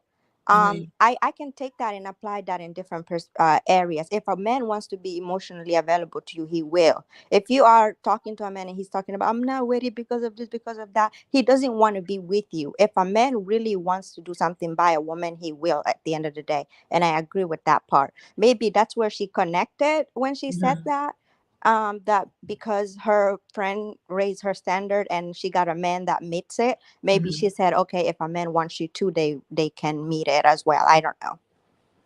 Okay. But I'm telling you, like, those were the reasons why people were saying that she came across entitled, because she was going. I mean, when you have to use all of these exterior things to Mhm. prove to people that you're worthy of something, that's where the entitlement comes in. If she would have just had this standard and she would have just kept it to herself, and she would have canceled the date because he wouldn't pick her up or he wouldn't get her Uber, Uh-huh. she would have been winning to me, and there would have been no entitlement. But like when you have to compare your situation to your friend or your sister, you have to involve TikTok and all of this stuff, and you are trying to prove and seek validation from other people. You got to understand how that comes across as entitled, because Yeah. people really don't know you. So it's just like, well, how are you trying to prove to people that you're worthy of something if if people are just going off of how you look because they don't know you? You're asking complete strangers. It's how she did it. If she would have kept all of this off the internet, she's not entitled to me. She's a woman of means. She's a woman of standards. But when she brought it online, that's when it became entitled. When she compared the situation to her friend, that's when it became or her sister. That's when it became entitled. And I didn't understand that part. I agree with that, right? And I will keep Mhm. that as like a sister talk thing, like, speaking to your, girls and elevating them, and saying how you come off as men. However, I will not go to a man and back up what he's saying against this woman, because if that woman was pretty, he would not have issue with complying with her standards. These men out here, they know. They know, many of these Instagram models, or like beautiful women, they have standards, like, you're gonna provide for me, and they accept that from those women. The only reason why they're humbling her, I believe, is because they don't find her attractive. Okay, I can see it from that point of view. I can see it from that point of view. So you feel like the only reason why they were wanting to humble her. But this is the thing. I don't know if you guys look, and maybe I should bring a different video on, but they humble pretty women too. They don't just humble women that are not conventionally the standard. They try to humble women that are pretty because they're insecure. Mhm. So I want y'all to understand that. Like, yes, I definitely understand what you're saying, but they stay trying to humble pretty women because they're insecure. They do it Yeah, all the time. Like, they don't want you to leave the house. They don't want you wearing certain things. They don't want you in certain clubs or environments. They don't want you hanging around certain men and things like that. yeah, They yeah, stay trying to humble pretty women. The only perk of a privileged woman is the fact that she probably would have got the Uber on the second date. yeah. Hmm. That is true, but they try to humble pretty women all the time. It's not just women that are conventionally unattractive or labeled unattractive. Like, they do it to pretty women too. And it's abusive. It's emotional abuse. Yeah, it is. Thank you So so much for having me, and I love that you keep an open panel. I forever support you. Thank you. thank you. Thank you. You have a nice night. You too. And maybe Hi, y'all, how that was are you? good. How are you? Is it Shira? Shira? Yes. Yeah, okay. I was about to say before I brought you on that maybe that was the disconnect, y'all, because I think some of you guys feel like pretty women have it easier, and they really don't, y'all. It may look easier, they may get certain privileges and things like that, but like, pretty women they try to humble pretty women all the time. They do it literally every day on Instagram. You see a pretty woman and they'll try to humble her, like, oh, that's filter, or oh, she got her body done, or oh, I don't even know why she walking around like that. They try to humble pretty women too. We live in a world where they're trying to humble women in general, and it's actually sad. So maybe that was the disconnect. But I do feel like pretty women get privileges, but I'm gonna tell you this: pretty women may get privileges, but they don't get the respect. So I have to ask you, is the privilege really worth it? Because for me, if the privilege don't come with respect, I'm not for that. I don't see it as worthy of anything that I need to be a part of.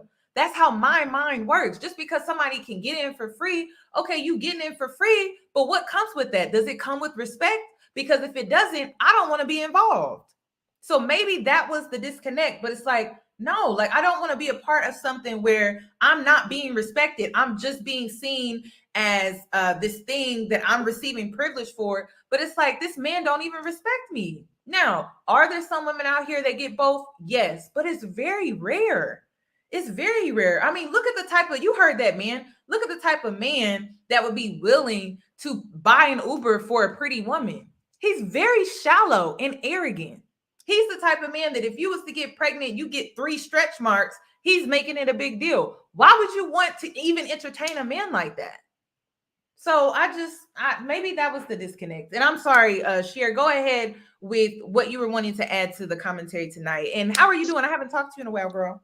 I'm doing, oh my gosh, when I tell you I'm going through like a spiritual, like, oh my gosh, it's phenomenal. Like, yes. Well, I'm happy for you. I'm happy for you. I think we spoke on Instagram and you told me about what was going on with you. So I hope things are getting better. Yes, I mean, like, it's phenomenal. Like, I'm so happy. I feel like this is the issue. Mm-hmm.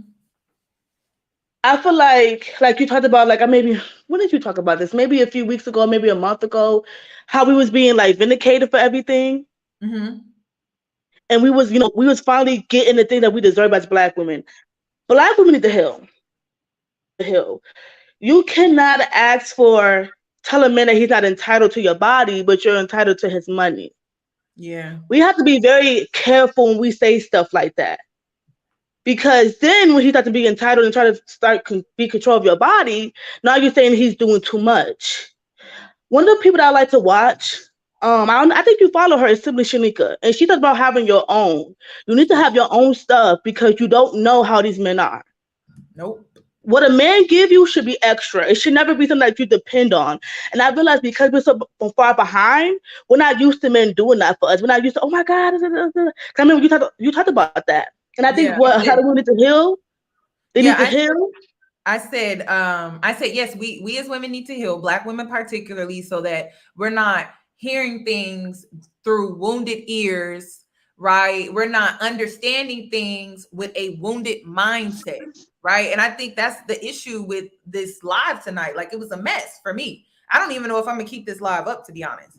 It was disgusting. The things that they were saying, first of all, you are one of the people who actually advocated.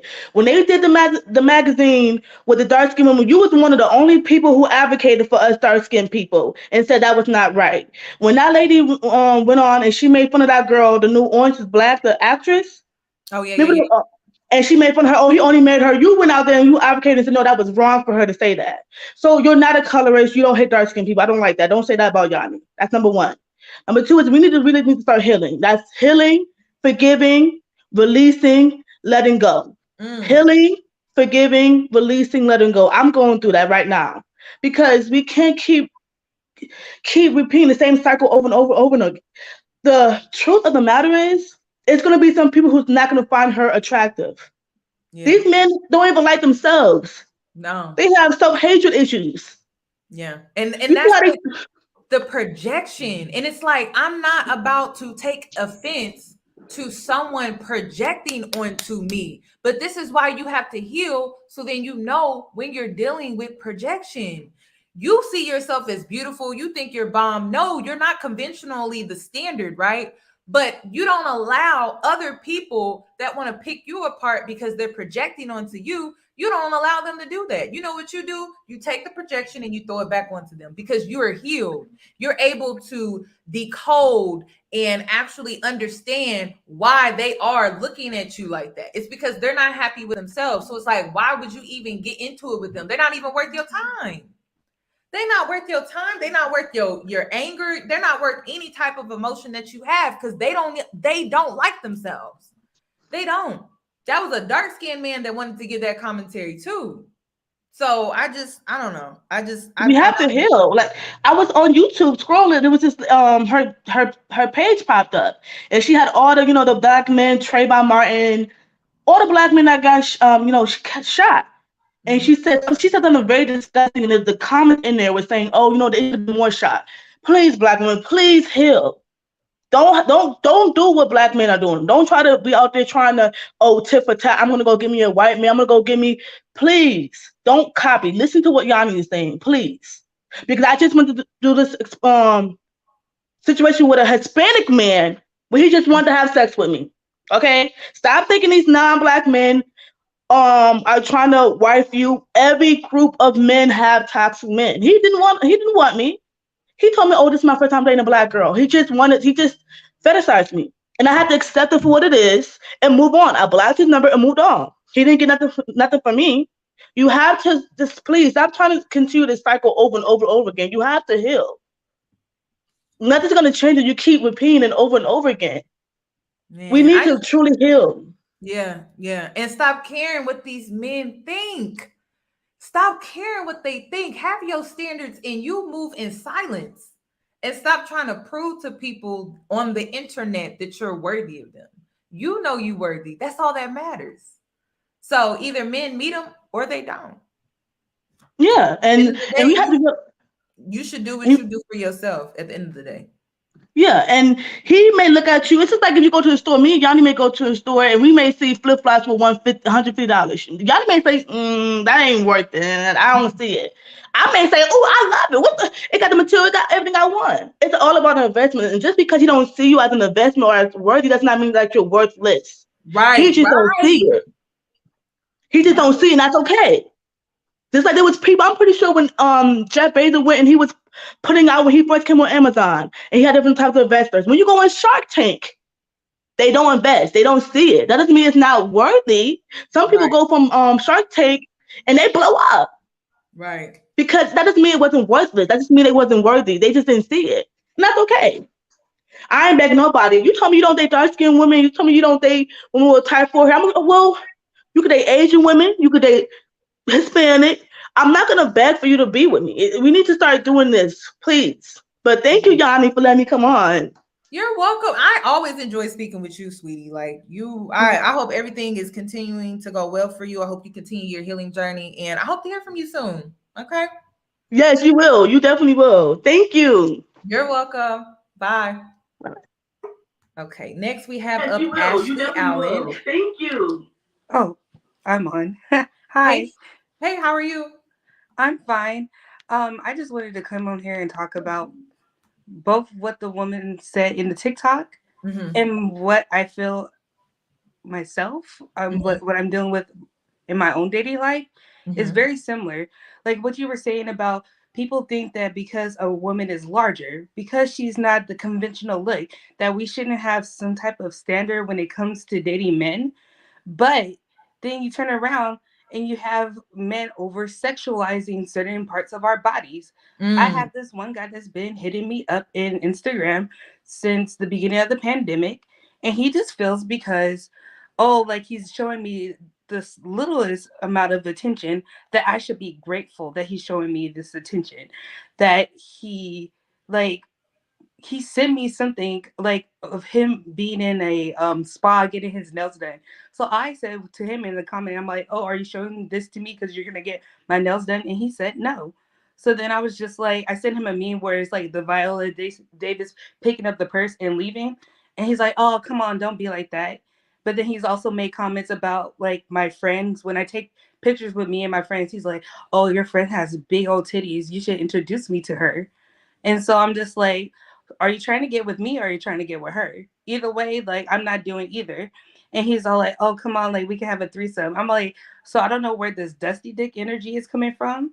But then it's also like the women as well, because I have friends that are, influencers or whatever you want to call it on Instagram. They have a large following and they do fitness and beauty. And then we have men attacking a woman who recently just went through a miscarriage. And they're like, "Oh, well, you gained a lot of weight over the last couple of months. You need to work on that." And she's like, well, of course, people who know her are saying like, "Hey, like she just suffered a miscarriage not even 3 months ago. So But do you see how? But do you see how her audience, her following, is shallow? That's what I'm trying to get you guys to understand. Why would you want somebody like that? You see how they treat you? You see how they treat you? You go through some real life stuff like a miscarriage. And now this man is saying, oh, you're gaining weight. They just dismissed you as a human, as a woman. And they're like, oh, you gaining weight. Why would you want to be with a man like that? And that's what I'm trying to get you guys to understand. Some of these men ain't worth it. They really not. They not worth it. It don't matter if they see you as beautiful. They're not worth it. So why waste your time on that? Because if I go through something, I could easily get in a car wreck or something bad can happen to me, God forbid, and I don't look the same. And I'm with a man that's shallow. Why do you think that I don't want to date Black men that have self-hatred issues, that are colorists? Because I know that they're not happy with themselves. And I know that shallowness, it doesn't just start with the skin color. There's some other things too. So I tend to stay away from Black men that have colorist issues. They have self-hatred issues. And I'm saying this, and they choose me. They pick me. And I don't want to deal with men like that. They're horrible people. Yes. They're horrible. Like, what if I think about having a child that is autistic, has Down syndrome, maybe blind, and they may not love that child the same because they have self-hatred issues with themselves. I'm not dealing with that. It is funny that you mentioned that too, because it's just like I have been fetishized before, and it's always based off of like, because before the pandemic, I was more put together. I worked out 4 times a week, so I had lost quite a bit of weight. And then it's like guys pulling up in their like at the gas station and asking for my number, but then the next moment they're sending me dick pics that I didn't ask for, and then asking like, oh, is this what you like? And it's like, how did it go from I'm going to take you out on a dinner date, or I'm going to take you out for coffee, to being like, here's my like, you know what I'm saying? And then like, so do you like it? Like, can I hit it from behind? So it's just like a mixture of like, I can't be overweight because then I need to humble myself and be grateful that anyone's talking to me. But then I can't be well put together because then I'm seen as a sex object. So then I'm just like, you damned if you do, you damned if you don't. And that's what I'm trying to get women to understand, y'all. I'm trying to get you to understand is that even if you are conventional, these women are not being respected. Just like he sent you, you was working on your fitness, you were in the gym, you were making yourselves more presentable, more polished, more put together. And he over here sending you D pics. Yeah. I'm just like, where's this energy coming from? Where it's just like, I would like a person to get to know me first before we even like attempt to go down that road. Because obviously, like the other callers have been mentioning it, and yourself, eventually it all leads to sex, right?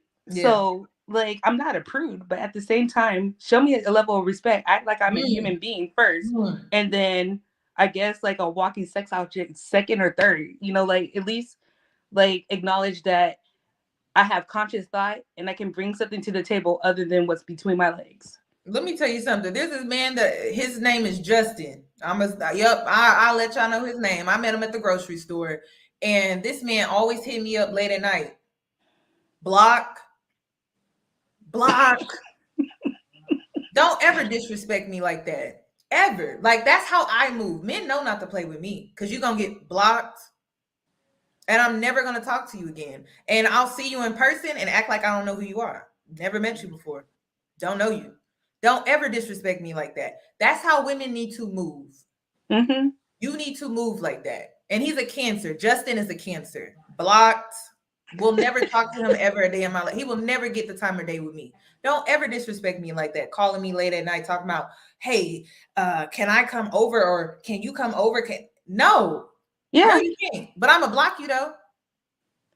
He's blocked. Yeah, because they're like, men are good for that. Because I've had men on dating apps send me like pictures of like thicker women in lingerie. Is like, oh, would you wear this for me?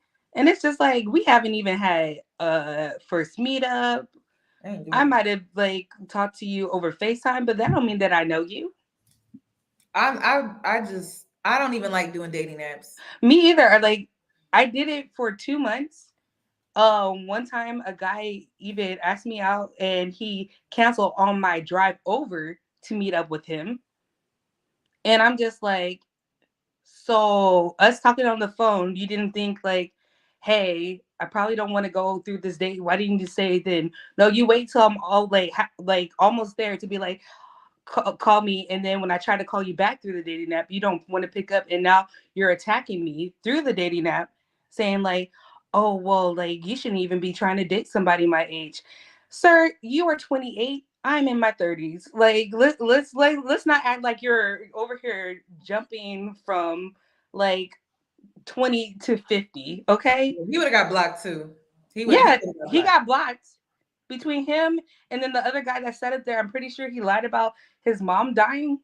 So I'm telling you, they will use any manipulation tactic to make it where it's just like you have sympathy for them and you give them a chance, and then they still crap all over your effort. I listen. I told y'all. I told y'all the number one woman that gets used and taken advantage of is the nice girl, the reasonable, the understanding, the lenient. Mm-hmm. So when I say I deal with something and I feel like it's disrespectful and it's like real disrespectful, blocked. I'm not talking to you.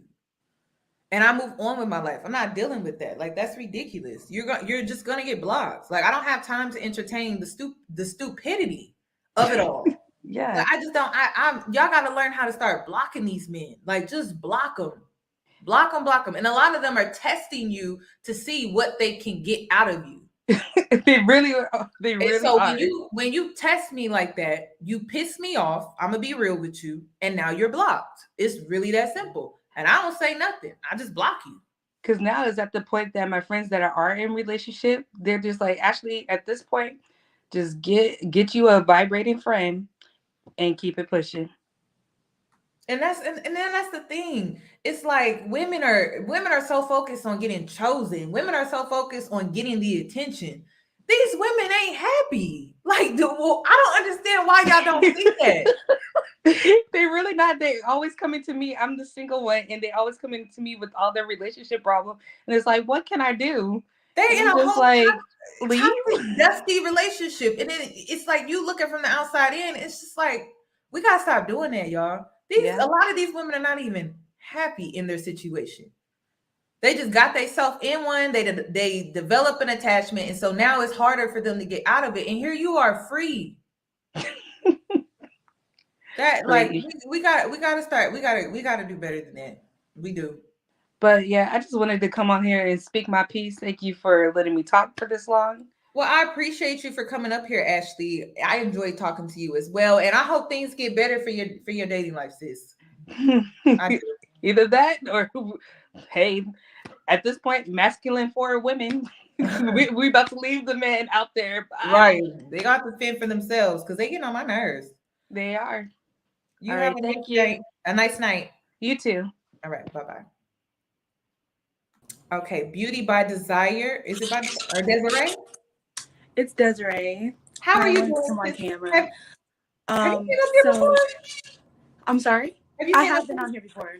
Okay. Because I'm like, you got a familiar face. What would you like to add to the conversation? So first of all, we're wearing the same color, our circle colors. That's why I wanted to show my face. But I just wanted to say that I gotta tell my story. I kind of had I had somebody that I was dating that was a good prospect. Mm-hmm. And this was like the first time, as a bigger girl. I mean, I always been beautiful, but like what you said in your conversation about them putting your value in your weight and the world being shallow, you always kind of feel that pressure of like, like sometimes other people's opinions get to you. Mm-hmm. And so I started dealing with this guy, and it was like we started talking. We had so much in common. He sent me his whole Apple Music playlist, and I'm like, you got what on there? And I'm a music person, so like his whole playlist, we had like the same music. What's your sign, sis? Huh? What's your sign? I'm a Scorpio. Okay. I'm like, he sent you a music playlist. Listen, you sent me a music playlist Dang. Like I feel it because I'm a lyric type of person too. So I get it. And he had like R&B on there. Like he had a good catalog of music. Like there's like R&B. There's not too much like, the gangster rap. Not that I don't like any kind of like turn up music, but it wasn't like, it was like quality good music. So I'm like, okay, this is the one. I'm already like, I like it.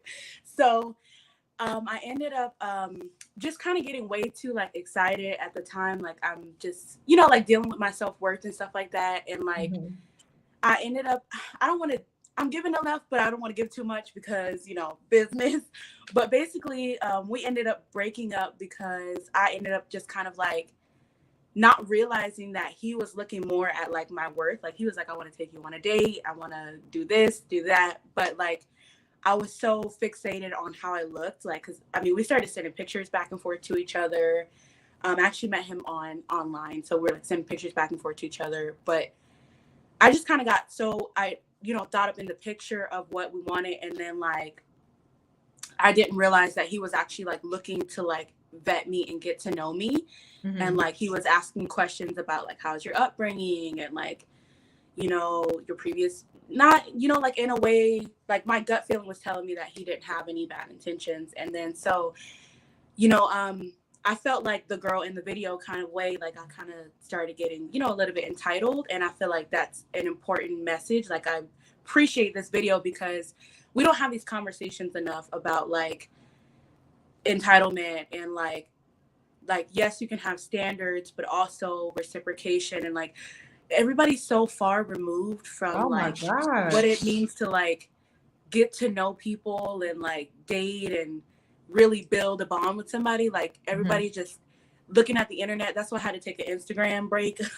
And I'm like, I've been off for like a month and I'm like, no, I'm a content creator too, but I'm like, no, I can't constantly filter, like out the BBL bodies and the Birkin bags and that's another thing.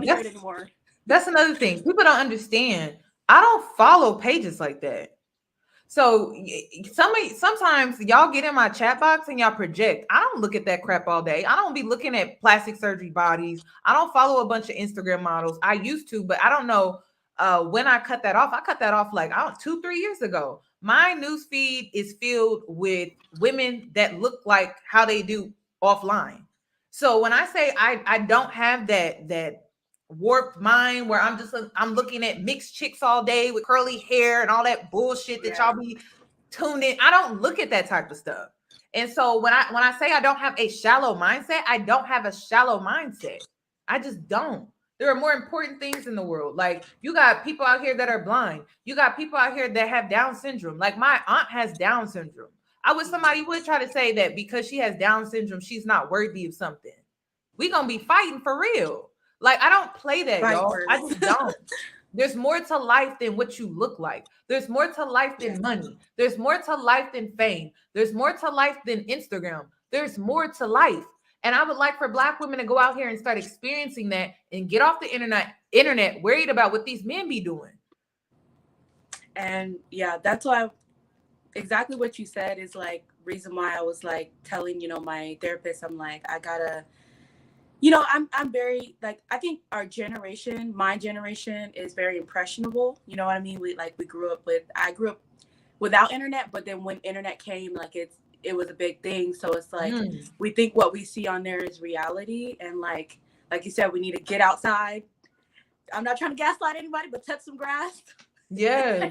And, know that there's a whole world out there. And so like I just feel like this video, like when I saw you going live and I saw the title, I was like, oh my God, I do not want to see this video because I know I'm gonna get called out myself for like, you know what I mean? But it's important that these conversations are had because like, what do you feel like you were called out for? Because, I be doing the most out here. I was like, I be doing the most and I have a healthy amount of self-awareness. So I'm like, right. And two, if I'm looking at a video, I'm always like checking myself and like making sure that probably a little too much where I'm like, what am I doing? Because I want the best for myself. You know what I mean? So that's why I'm always looking at things and always trying to do things better than I did the last time. And so like, even reflecting on that relationship, I was like, okay, what happened? What happened? It was all good just a week ago. Like, That's healthy. I like that. So, I like that. So yeah, I wanted to say that, and I agree with your sentiments about saying that, you know, it's just very shallow out here in the dating world, and like, it's so shallow. I don't even like doing dating apps. I don't like doing dating apps. I don't like meeting men off my Instagram. That's okay, how so bad I it have is. a question since you say that. So where I live, I do try to get out and go to events, but like, what about the shy girl who is like, I mean, I can talk, if somebody come up and talk to me, I can talk to you and I can hold a conversation, but like, you know how you were talking about working a room, like, girl, I'm shy. Do I need to lose a little extra? Like, what do you mean? I'm my shy confidence back too. or what? I am shy. Y'all gotta understand. I'm shy. I'm an introvert. I consider myself to be a popular loner. I don't like being around a bunch of people because I just, you know, people be fake, y'all. I'm just being honest with y'all. I don't like being around energy that is fake, and I can feel that energy. So I like to be by myself. I don't like being around a bunch of people, but I'm stepping out of my comfort zone when I tell you guys I'm working a room. I'm learning how to work a room. I'm learning how to socialize. So don't think that I'm telling you to do something that I already know how to do. No, I'm out here winging it. That's what I'm saying. We got to log out of social media. We have to actually have these real interactions with people. It's not the same how it is online versus how it is in real life. So I feel like if you get offline and stop overthinking things based off of what you see that's posted online sometimes, and you just put yourself out there and you are yourself and you're open, you know, people tend to want to speak to people that are friendly, that smile, that are open, that want to I be engage. walking down the street like, yes. And see, you can't be like that. You know, you can't be like that. Then people don't feel comfortable to approach you. And they're like, well, I don't know if she want to be bothered or not today. And I used to walk around like that. And so now that I've changed how I've walked around a little bit, depending on my environment, because that matters. Like when I'm at the gas station, don't look at me. Don't even holler at me. Keep it moving. Like I'm like that. But when I'm at like the grocery store or I'm out mingling or something like that, I'm very open and I'm very open to conversation and speaking with people. And all you have to do is introduce yourself. It's say, hey, my name is blah, blah, blah. What's your name? I just moved here, or this is my first time coming to this event. And it just starts from there. And you would be surprised how the other person is just as nervous as you are.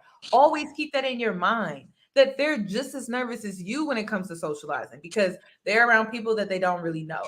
So always keep that in mind, that you're not the only one that feels that awkwardness or that weirdness or that shyness when you go out and you socialize. Always keep that in mind. And it makes it a little easier. It makes it easier. I think I could do that. It just, you know, when they're real fine standing in front of you, that'd be the hardest thing. Girl, let me tell you something. When I'm in front of a fine man, I done dropped my purse. I done dropped my keys. I'm like, oh my God, I'm being so clumsy right now.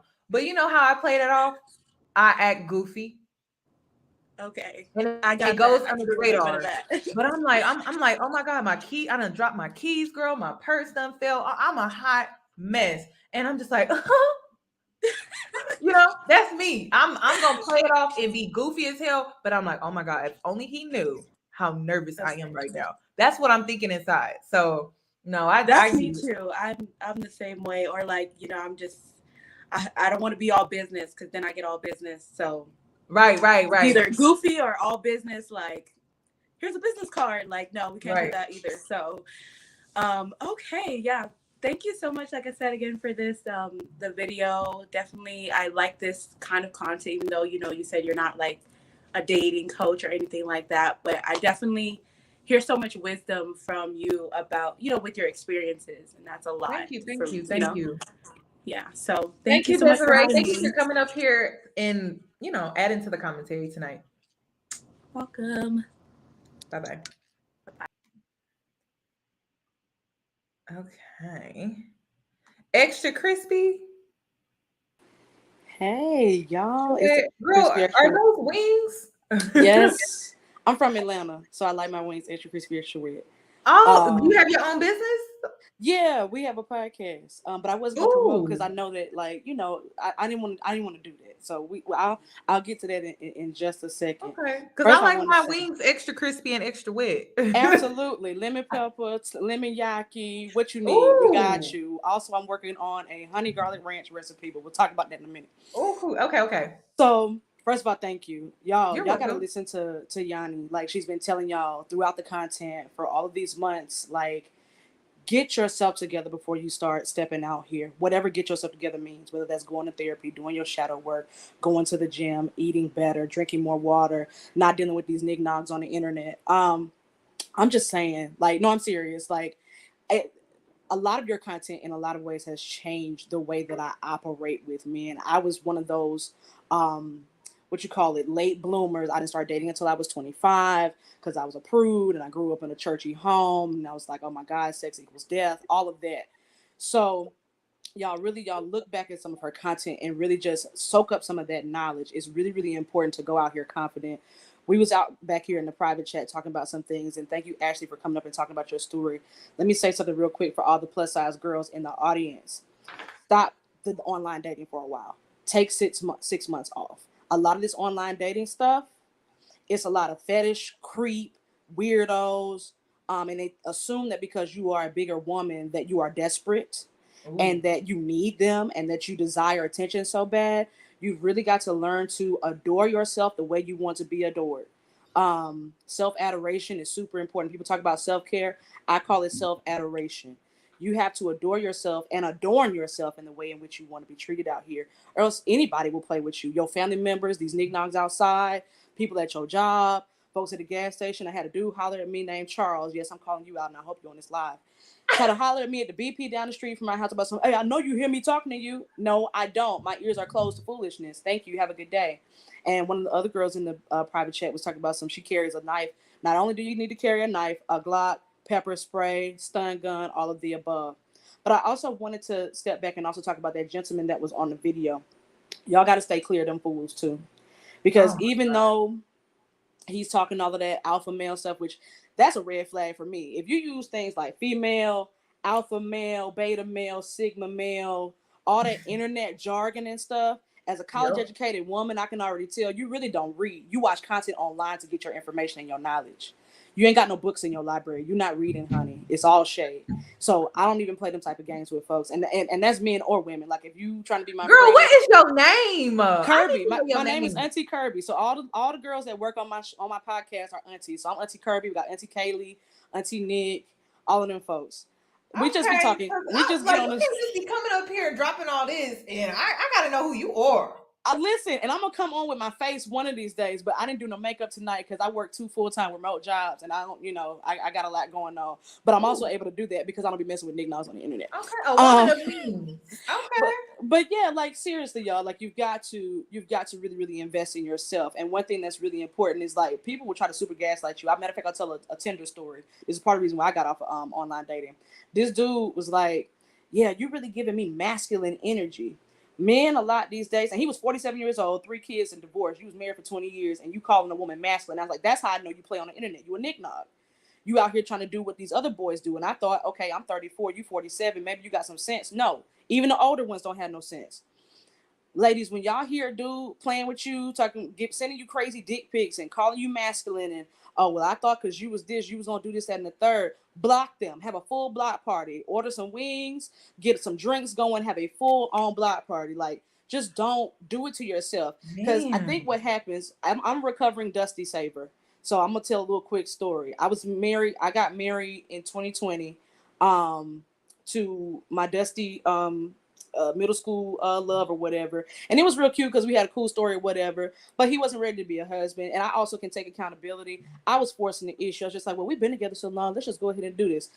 Don't rush into anything. But back to the online story, this man called me masculine, and it hit me a little weird because I was like, well, what does that really mean?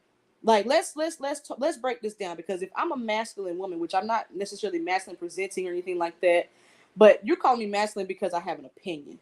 You're calling me masculine because I may not look like what you desire, which, why did you even hit me up if you don't have a desire towards me? And then when I finally did go on a date with him, the fool gonna hit me up, 2 hours before breakfast talking about some meet me at the Cracker Barrel. You not gonna hit me with no Cracker Barrel talking about I'm masculine. You cheat. I can get Cracker Barrel pancakes at my house. Stop it. I'm just saying, like, so y'all really like get your confidence up. A lot Barrel. of these, I'm just saying, like, now don't get me wrong, I love me some hash brown casserole, but still, don't let people play with your emotions and manipulate you like that and say things to you and gaslight you and make you think things about yourself that are not true. Yes, I have a mouth on me. I'm a mouth from the South. I'm a West Side girl from Atlanta. Like, yeah, but also if you give me the right energy, you're gonna get what you need out of me. But a lot of times we be trying to hem and haw and well, maybe he's not really like that, or he was just playing. Stop playing middle school games with these dudes, and especially on the internet. Don't give them an opportunity to play with you. The same thing Yoni was just saying. Like, once somebody do something disrespectful, and I don't even let it go far as being super disrespectful. If you even irritate me, I might block you. So, like, just y'all, know your worth. And if you don't know your worth, carry you behind the therapy. Read some Carl Jung, because shadow work is real and it works. And take some time to beautify yourself in a way that you enjoy. Reprogram how you perceive yourself. Right. That is super, super important. Like, I have certain hormonal imbalances that lead to certain things, and we can have, I'll probably do a podcast on that and we can talk about that in depth. But like, just because you don't look quote unquote conventionally attractive, how many folks in healthy, happy relationships look like the stars or some celebrity? They don't. That's why they don't. Matter of Thank fact, you, Miss Kirby. Thank you, Auntie Kirby.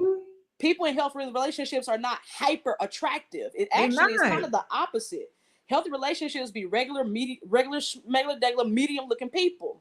Those are the main ones that be married for 50 years. Absolutely. And be happy, be holding hands in the grocery store, talking about some, I just love you, baby. Oh, I love you too. Mwah. All of that. One of my favorite couples right now is Melody. I think Melody Hobson and the man that made the Star Wars series. She's a rich bitch. Oh, I love her. She's the president of Ariel Investments, which is the only major black investment company, I think, in Chicago. But they met at a finance conference. So that's what I was also telling them in the private chat. Y'all, stop going on the internet. Go play some recreational sports. Go to conferences for your profession. Go to a book club. Go. Somebody mentioned volunteering. That way you'll meet somebody who has a similar interest and you're meeting them in person so they can't play them internet games with y'all. And I'm going to say this and I'm going to jump off. As a person who grew up from the transition of the internet, I've been on AOL since I was 8 years old, and the Nicknoms was out back then. I was 8 years old and it was grown men trying to hit me up on the internet. People are weird out here. They've been weird. The internet just magnified that. Take some time. Figure out who you are. Find those activities. I'm about to start golf lessons in a couple weeks. It's a volleyball league that's about to pop up. I love playing volleyball in the sand and stuff like that. And also, because I had the 2 jobs, I got it also to remodel my house, but it's also giving me extra money. So I make reservations at very nice restaurants and go sit up there by myself, unbothered. Okay? If I feel like spending $250 and getting me a bone-in filet mignon with the extra béarnaise, okay, and the potato, okay, I sit up there, and what's funny is a man approached me because I was by myself at this nice ass restaurant. How you doing? Oh, Auntie Kirby, I be trying to tell them though. It's like they not listening to me. I'm like, I'm telling you, like you got to change your mind. Absolutely. And I know it's hard. We have a lot of introverts out here, and I'm an extroverted introvert, but that's just because I was forced to do too many Easter speeches. I'm truly probably an introvert, but you've got to take the time to really, really treat yourself. Them same dates, like this young lady in that video that this whole live is about, if she would just take herself out on the dates that she want to go on, she would attract the men that would take her out on the dates. Because like I said, the restaurants I be going to, only certain types of people can afford to be in there in the first place. Okay, that's another thing about the environment. I have I have a membership to our museum, the High Museum here in Atlanta. People that go to the museum typically are not broke, baby. Okay, folks that enjoy fine arts are typically not broke. Of all ages, shapes, and sizes. And they may be a few little weird, older white guys in there, but they probably got a nice art collection and they'll leave it to you if you give them an opportunity, okay? But seriously, y'all, like, take the time, find out who you are, what you enjoy, heal all them traumas, whether it's shame from childhood about your weight or about how you look, or your daddy wasn't there, or he was there and he wasn't emotionally available, or your mama was there and wasn't emotionally available. Whatever it is, figure out what your triggers are. Matter of fact, a great test, if you online dating and somebody say something wackadoodle to you and you be like, ooh, ah, like somebody punched you, that's one of your triggers. Write it down. Figure it out in therapy. I'm going to leave y'all alone. Thank you so much, Yoni. Like I said, your content has changed, forever changed my life. Me and my friends, we watch you all the time. So we so appreciate you. And please, just keep it going and keep these young ladies motivated. Everybody really, really loves you. Like, I want you to know that. We really, really love you. Thank you. That is so sweet. Thank you, Miss Kirby. Thank you for coming up here. My pleasure. Like Chick-fil-A. Have a good one. All right. Bye. Thank you. Oh, that was a good one. Okay, Auntie Kirby, girl, you can come up here anytime. Growing and learning. How are you doing? Good, good. How are you? You Good, look good, great. good. I love your outfit and the makeup. You look good, Thank girl. you. I love your name. Thank you. Thank you. I just wanted to speak on pretty privilege and how it doesn't mean that your life is perfect, especially when it comes to dating. Don't get me wrong, it's not called pretty privilege for no reason. Like, there are Right. privileges, but Right. it's mainly superficial. But if you're a superficial person, then I guess, yeah, that would benefit you. But like, if you want something deeper than that, which I think a lot of girls here do, then that's not gonna get you far. And I'm not trying to sound like conceited, but like, I guess I benefit from pretty privilege, right? And man, I've had some of the worst dating experiences in my life. I'm not saying that's why, but it just goes to show that being conventionally pretty doesn't mean that you don't have any problems with dating. And you were talking about vetting. I was gonna ask your advice. So like, how would you? So I've always rushed into things, right? And I'm not doing that no more because that didn't get me anywhere. But so like, how do you decipher between when you're vetting someone, taking it slow, and then just like leaving you on? You know what I mean? Leading you on. Yeah. Well, first of all, I feel like it's always great to know what a man's intentions are with you. It's just if you don't know if you like this person or not yet. So sometimes it's in like this casual space where it's fun. You guys are getting to know each other. You're still dating other people. You're still dating other people, right? Yeah. And so you're like, oh, I really have a deeper connection with this one though, and it's a mutual thing. And so then at that point you can go into asking them, well, what are your intentions with me? Right. And then and you don't say, hey, I need to talk to you, or hey, or text them or call. You have to catch them off guard with this. Right. And when you catch him off guard, his response is his actual real answer. And if he hesitates, if he stutters, you got your answer. And he is wasting your time. Fair enough. Fair enough. Okay. And going back to that guy in the video, I mean, I feel like personally, and I said this earlier in the chat probably, I just feel like you should have your own way to the first few dates. Because for safety, period. Right. Not even about money. I mean, yes, it can be about money. We've all talked about the money and the worth, right? But like, just for safety, people are crazy. Especially where she was in LA, I think she said. Dude, LA, the crime is insane there right now. Girl, I be seeing that. I do. I really do be seeing that. Goddess, she said that they don't approach you for friendship. Yes, men approach you for friendship all the time. They may come with benefits though, but men approach you for friendships all the time. So it just may be friends with benefits. That's why you have to ask a man what his intentions are. Right. Especially if you know while you're dating other people. I have to stress this. While you're dating other people, right? You guys are getting to know each other and you guys have a deeper connection. And so you ask them, well, what are our intentions? Because I don't want to get deeper into this with you if your intentions don't align with mine. And then you ask them, they don't respond the way you want. And then you just got to cut it off and move on to the next one. Listen, you need to have this type of mindset where I'm here for a good time. I'm not here for a long time. And then if you meet somebody, you guys have a deeper connection. Okay, maybe I'll stay a little longer because this person is being more intentional with me. We're being intentional with each other. He's not stringing me along. We're on the same page. We communicate well. We know what we both want. I'll move forward with him. I guess I'll stay longer than expected. But sometimes you meet these men and it's just, you're just there for the experience. You are, because you don't know if you'll like them or not. You don't know. Some men, they don't show you red flags until like 3 or 4 days in. True. And that's why you don't date one man. And that's why you don't rush into anything, because when you rush into things, you miss things.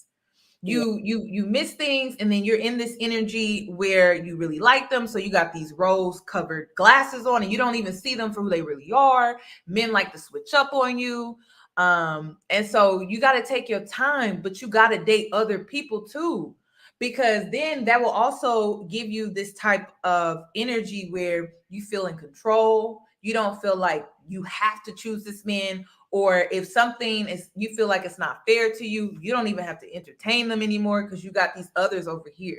Now, when you step into a space with a person where, okay, yeah, the connection is deeper, I'm going to move forward with this man, I'm going to be more intentional, we're going to be exclusive, we're going to take each other more seriously, I would keep the others still as prospects until I get into that relationship. Right. You know, that's funny you say that, because that's like one of my biggest issues is that I'm naturally very monogamous, like even when dating. So it's like, I don't like cut everyone off, but like I definitely put way too much attention into one person, you know what I mean? Besides just we vibe, that they've proven that they deserve all that attention. You know what I mean? So that's funny you say that, because you definitely called me out, but it's okay. I needed it. I'm not mad. But that's the thing. It's like men, they have to prove to you that they are worthy of you prioritizing them. These men don't prioritize you unless they feel like they're getting something out of it. And not all men want sex out of you. Some men actually, like there's a man that I was dating, and he was like, I really like you. I like your energy, and I like how I could talk to you about anything. So that means he's already marked me as a girl, like, okay, she not just sex. She's not just sex. She's more than that. You know what? I'm gonna take things at her level or her speed, because I want to get to know her better. Like I actually have a deeper connection with her. Now, he has already told me that he's out here dealing with other women. Am I bothered by that? No, because I'm out here dealing with other men. I'm not bothered by that. And just because a man gives you a compliment, that don't mean nothing. That don't mean you just start putting all your eggs in that basket with him, because he not putting all his eggs in that basket with you. So I do feel like a conversation is going to have to be had if this connection grows deeper. But right now, we're just trying to get to know each other. There's no rush. I'm not tripping about who he talking to, and he not tripping about who I'm talking to. And we're adults. We're honest.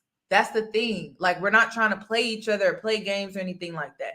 So we're aware of these other people, but we're still not in that space yet where we are trying to just make this work between us. Because honestly, when it comes to vetting, there are so many things that I like to look for. Is this man husband material?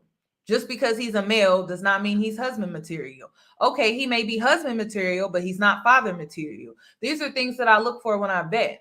So this is why I don't just entertain one man, because it takes time, y'all. You cannot rush it. The only reason why some women rush it is because they are putting all their eggs in that basket, and they trying to see if this is it or if this is the one. So then they can move on if they need to. But it's like, you should never not leave your options open. They should always be open until you are actually truly in a relationship. And still then you still have prospects. You still have secret admirers. And so you still are open to those if this situation or this relationship doesn't actually get you what you want. It may be marriage, it may not, it may just be a lifelong partner. It just depends on the situation. And so you got to take it slow, you know? And that takes time, you guys. And I know that clock is ticking. You really like this man. You know, he done got up in your emotions. You may be catching feelings and things like that, but you cannot allow your feelings to consume or your heart to consume your mind too much. You got to balance that out. You got to be logical too. So I agree. And I have one more thing to say before I let someone else go. If you are rushing into things, like I used to do that, I stopped. And so since I stopped, since I'm used to rushing, I'm like, oh my God, what is this? But it's just I'm doing dating normally, you know? But if you are rushing, I would look into therapy. I'm in therapy. It's been great. As you can see, I went from rushing to not rushing. So, I mean, yeah, I would look into that, because it's not normal to want to rush everything, because it's not even safe. So, yeah, that's all I got to say. Love you so much. I just found your shit not that long ago. Thanks for everything. We need more people like you speaking the truth. You're welcome. Thank you. Thank you for coming up here. Yeah, you have a good day. Bye-bye. Okay, Elise Stewart, you're up next, sis. Is it Elise? Yes, Elise, can you hear me? Yes, ma'am. What would you like to add to the commentary for tonight? I just want to say what's up first, girly. What's up, Yanni? I watch you all the time. Good, You good. looking How are extra cute you? today. I'm doing good tonight. I definitely enjoyed the show tonight. Thank you. I Thank just you. wanted to add my observation. I'm married, so I'm out of the loop.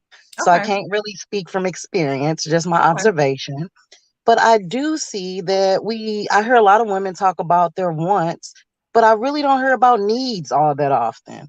And I Mm. kind of feel like your needs have to be prioritized over your wants these days. For Ooh. the simple fact, everything you want might not be exactly what you think you want, but what you Mm. need is also satisfying. It Mm. feeds the soul. Mm. And I think that's what we're kind of missing out on these days. It's like once you get to know yourself, you're able to know what you need. That Mm. puts you in a better headspace, a better environment, and around better people. And it And will come to you naturally. Elise. And this is why I don't want to be a dating coach. I don't. Because I've gone through this journey so far. And at first I went about it the wrong way. I was online, I was listening to all these femininity coaches, taking in their Mhm. information, how to manipulate men for money, how to get men to spend money on you. Went about it the wrong way, had a horrible dating experience. I started working on myself. I started Yes. healing. I started balancing out my masculine and my feminine energy because being too nice gets you used to and taken advantage of. So I started doing all of this self work and I'm like, oh my God, my dating life is so much better. And you know what? I've always been hyperly sexualized. So getting male attention is something that I've always gotten. But the number one thing that I never got was respect. Do you Mm, not understand that I get the respect now? It's not yeah. all, oh, I'm getting dick pics. I can't remember the last time that I got a dick pic. I cannot remember, you guys. And I used to get them all the time. But since I've done the work on myself, since I've healed, since I've raised my vibrations, I attract better people. Yes. Yes. I attract better people. And I'm also letting go of the past, letting the past completely go. That's who I used to be. That's not who I am no more. I also had to let go Exactly. of people that were attached to that person and that energy that I was in. But now Yes. I have the respect, and that's what I want women to understand. Like, even if these men found her to be conventionally attractive, she wouldn't have the respect. Yeah. Yeah. And that's exactly what I'm saying. You might think you want something, but when you're satisfying all these wants, you're not Mhm. getting what you need. Nope. Need is long jeopardy. Wants Mhm. can be very much short term. Mhm. And so be careful what you ask for. Be careful what you're putting in the universe. Oh, I want a man that got all this money. I want a man that's swagged out. You want this swagged out man, honey, but what you might need is a country boy who ain't worried about how he look, who ain't Mm. worried about getting his hands dirty, who gonna be Mm. there for you at your darkest, at your worst time. It's a Or a man that's emotionally available. Yeah, yeah. It's a need. It's not a That is. want. Mhm. When you think of along them lines, I need that emotional availability. That's something that's gonna feed your soul long term. That's the happiness right there. That's the happiness everybody looking for. The one we been there. You want it. I want my hair long. I want some inches. Baby, you get them inches, be sweating like crazy. Be like, I'm ready to cut it off, baby. I'm ready to get some braids or something. We all been there. You think you want some. I want a big booty. And then you get this big booty and you like, I don't like how I look in these clothes. Mm. Like we all think that we want all these things, but when we really focus on what's needed within ourselves, when we do, like you say, the self-love, when you get to thy own self be true. When you get to know thyself and you know what you need, you can apply that to real life and, Mm. and you can be happy. So I just want everybody to really start focusing on your needs. What do you need as a person to be happy, to be comfortable? What do you need to have the inspiration in your life? Love, laughter.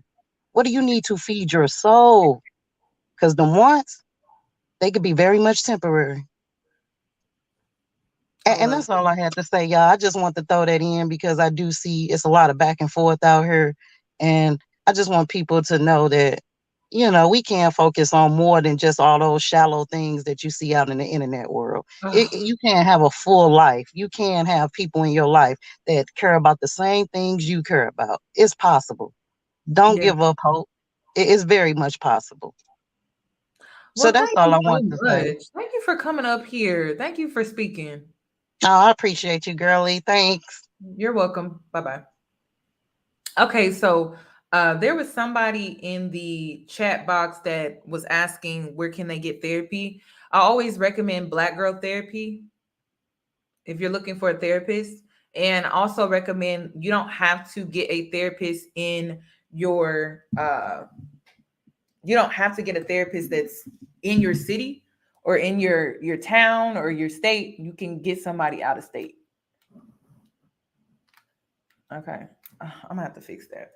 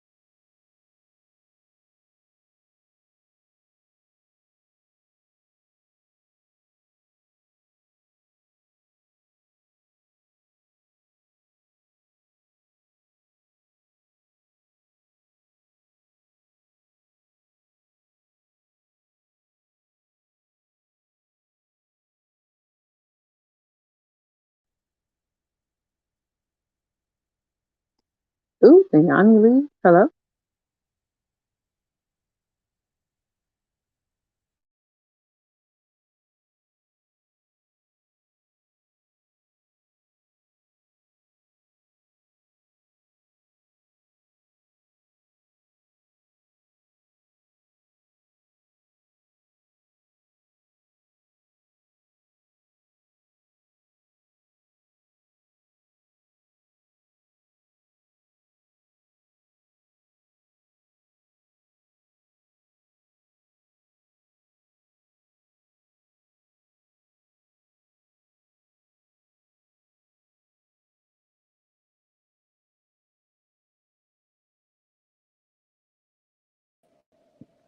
Hi, can you guys hear me?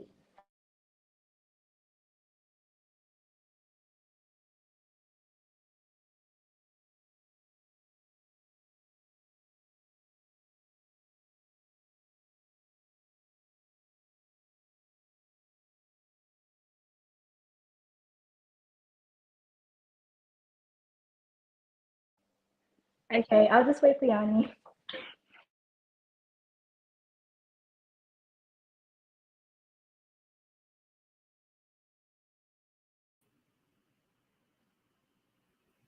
You guys, I don't know what's going on. Okay, I'm gonna try somebody else. Hi, Yanni. Oh, hi, Winnie. How are you? I'm good. I'm keeping up from Winnie from Instagram. I follow you. How are you doing? I'm trying to think. Your name looks so familiar. I Yeah, think I'm I think I keeping know up you. from Winnie from Okay. Instagram. How are you doing? I'm good, thank you. How are you? Good. What would you like to add to the commentary tonight? So I'm the opposite. I'm one of the slim, thick, attention type of girl. So I had a friend. She was the bigger girl, and I was the skinny girl. And she would be mad at me because I would be getting attention. But the thing is, with me, when I got the attention, I never got the respect, and I was always mad because I wanted the respect. And I go to the gym and I take care of my body, but she's the opposite, and she blames me all the time. Like, oh, well, you should be happy that you get a man. You should be happy that you get all these men. But it's like, but they don't respect me. They don't talk to me with respect. They put me down or tell me like, oh, you think you're better than everyone. But it's like, I'm not thinking that.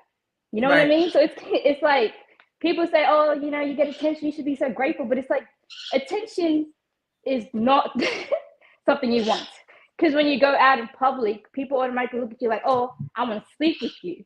They don't look at you like, hi, let's have a mutual respect type of conversation. So throughout my whole life, since I was little, I was always getting attention for the wrong reasons. And then when I started changing myself to be better, everybody that didn't want to change left. And then everyone blamed me, like, oh, well, you take all the men. And there's a girl on Instagram, on TikTok, her name is Kelly. And I think the sad thing is that a lot of Black women, they'd be like, well, they try to fight other Black women for male attention. And it's really sad because this girl, all she did was dancing, and everybody on TikTok started hating on her. Majority of the Black girls were like, well, Kelly, give us back our men. Kelly, give us back our men. And everyone was fighting with the young girl. She's only 18. And this video you're talking about today just showed me that in society, we have this thought that, oh, well, if you're a big girl, be grateful that this person's talking to you. Be grateful that you get this little attention. Even if it's disrespect, be grateful you got the attention. Right. So it's weird. So it's kind of like the society is so messed up because 1 minute everyone's like, well, when you're a bigger girl, well, this little attention you're getting, this little fame you're getting, you should be happy. You should be so grateful. But then on the other side, when you're like a slimmer girl, the more thicker girls will be like, well, at least you're getting attention now. Well, you're getting attention now. But it's kind of like we're all fighting each other based on our looks over a man who basically like any type of look. There's a man who likes really skinny girls, bigger girls. There's a man who likes a slim, thick type of girl. And then throughout the entire time in society, majority of women just try to fight each other. But instead of like fighting each other, we never really encourage each other to be happy with how we look. That's what I wanted to say. Winnie, thank you so much for coming up here. Because it's like when I say it, people are just like, oh, you're colorist and you're this and you're that. And it's just like, I don't do shallowness. Like, I don't do it. Like, it's stupid. It's always been stupid to me. Even when I was picked on for being not small enough. Like, I'm a tall woman. Like, I'm not small. Like, y'all, and it's just, I sit down and we have these conversations. But when I stand up, I tend to be not as conventional. And that's the thing that irritates me with this conversation. Like, no, it's never going to be on the same level as a woman that experiences colorism or as a dark-skinned woman. But I do experience not fitting the conventional standard of beauty because I'm tall. And it's like people just dismiss that completely. And they just look at my face and they look at half of my body and think that I'm in a place that is more superior. But really, I'm not. I get shamed all the time for being too tall. Megan Thee Stallion gets shamed all the time for being too tall. It's not on the same level as a dark-skinned woman. I will always give you that. I will always acknowledge that. I have no problem with doing that. What I'm saying is it's not all that much greater. It's not. So just and it's because you compare yourself to what it looks like, but you don't actually deal with what it is. And it's not all that it's cracked up to be. You don't get the respect.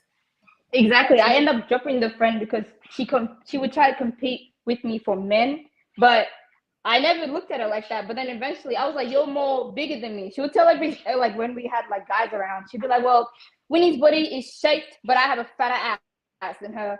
Winnie looks like this, but I'm bigger than her. Winnie does this. And then everyone was looking at her like, why are you comparing yourself? And I would always be like, you're beautiful the way you are. You don't need to compare yourself. But then now the sad thing is she gets used really easily because she has low self-esteem.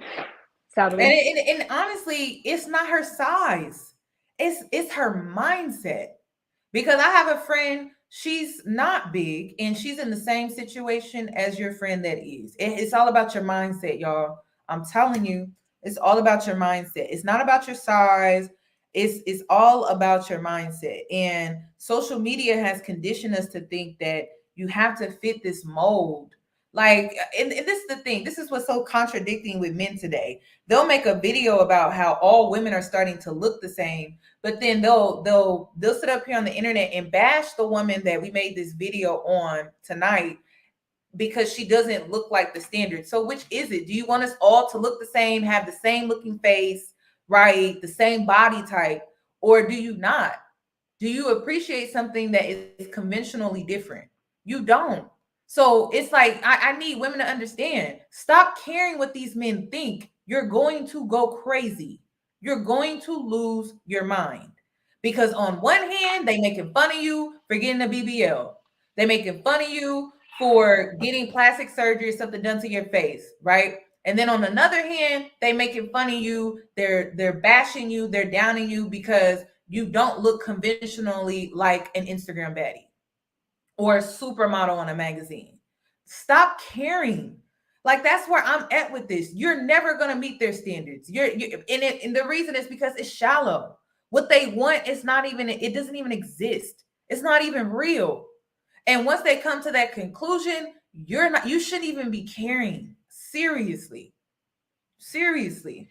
And then a lot of these girls, it's another thing that I have, I'm a late bloomer. And so I interact with women that are conventionally attractive. And a lot of these girls have been attractive their whole lives. They have been attracted their whole lives. Ugly personalities, ugly attitude, just entitled. They feel they feel so privileged to the point where they just, you don't even want to be around them. The sad thing is, when you have the looks, the whole world tries to humble you because they think that you're all that. I literally experienced that my entire life.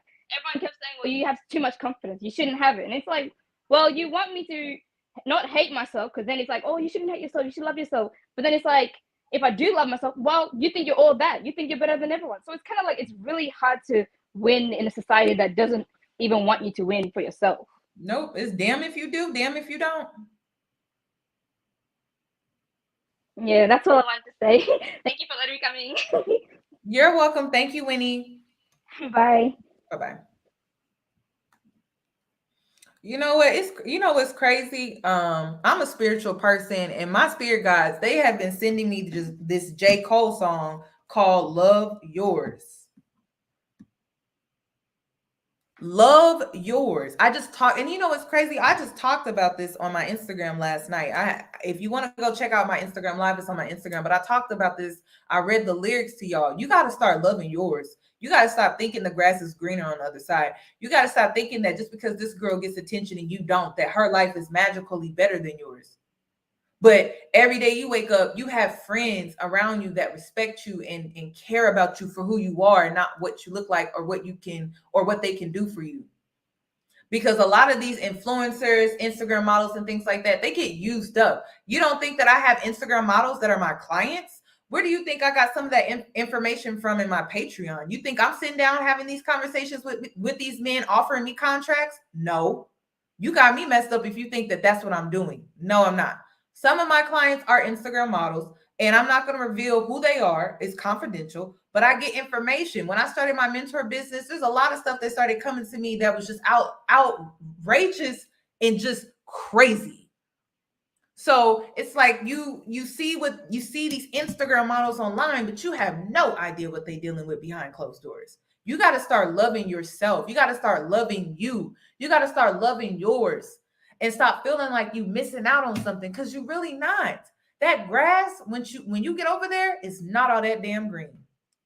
It's not all that green. And I have these sessions with these women, and it's crazy how, because they dealt with these type of men, how low their self-esteem is. And it's because at every turn, these men will try to humble them so they can take advantage of them. That's what they do. That is what they do. And then even with the man that was doing the rating system, oh, she's a 3 at best. Okay, but they could go get an 8 or a 9 and reduce her self-esteem to a 3. Ladies, I need y'all to start really thinking about this. Y'all gotta stop caring. Y'all really do. A man will go out and get an 8 or a 9 and treat her like a 3, according to their shallowness. Because they got to reduce her down so they can feel more like a man. That's why you got to know who you are. And F a rating system. F a rating system. Like, some of these girls are getting treated like quote unquote 3s, and they're 8 or 9s. But you know why? It's because they don't know their worth. You can be a 3 and get treated like an 8 or a 9 because you know your worth. You got to love yours. You got to appreciate yours and stop looking to these people and compare yourself like they don't matter. These men that are not giving you the type of attention that you're wanting or looking for, they don't freaking matter. They don't. They just don't freaking matter. And I hope we get to a point collectively where we stop caring. Because how is it that a woman that's a 3 and a woman that's an 8 or a 9 isn't getting respect, isn't getting the respect? That's a problem. So we need to look at the bigger picture. See, they want you to care about a rating system. They want you to care about appearances to the point where your worth is determined by that. They want you to care about that type of stuff. They want you to be out here breaking your neck, trying to lose weight, starve yourself to death, put on a waist trainer, and get the surgery, get the and they want you to do all that. And then once you get done, you know what they're gonna do? Knock your self-esteem down, try to convince you still not worthy.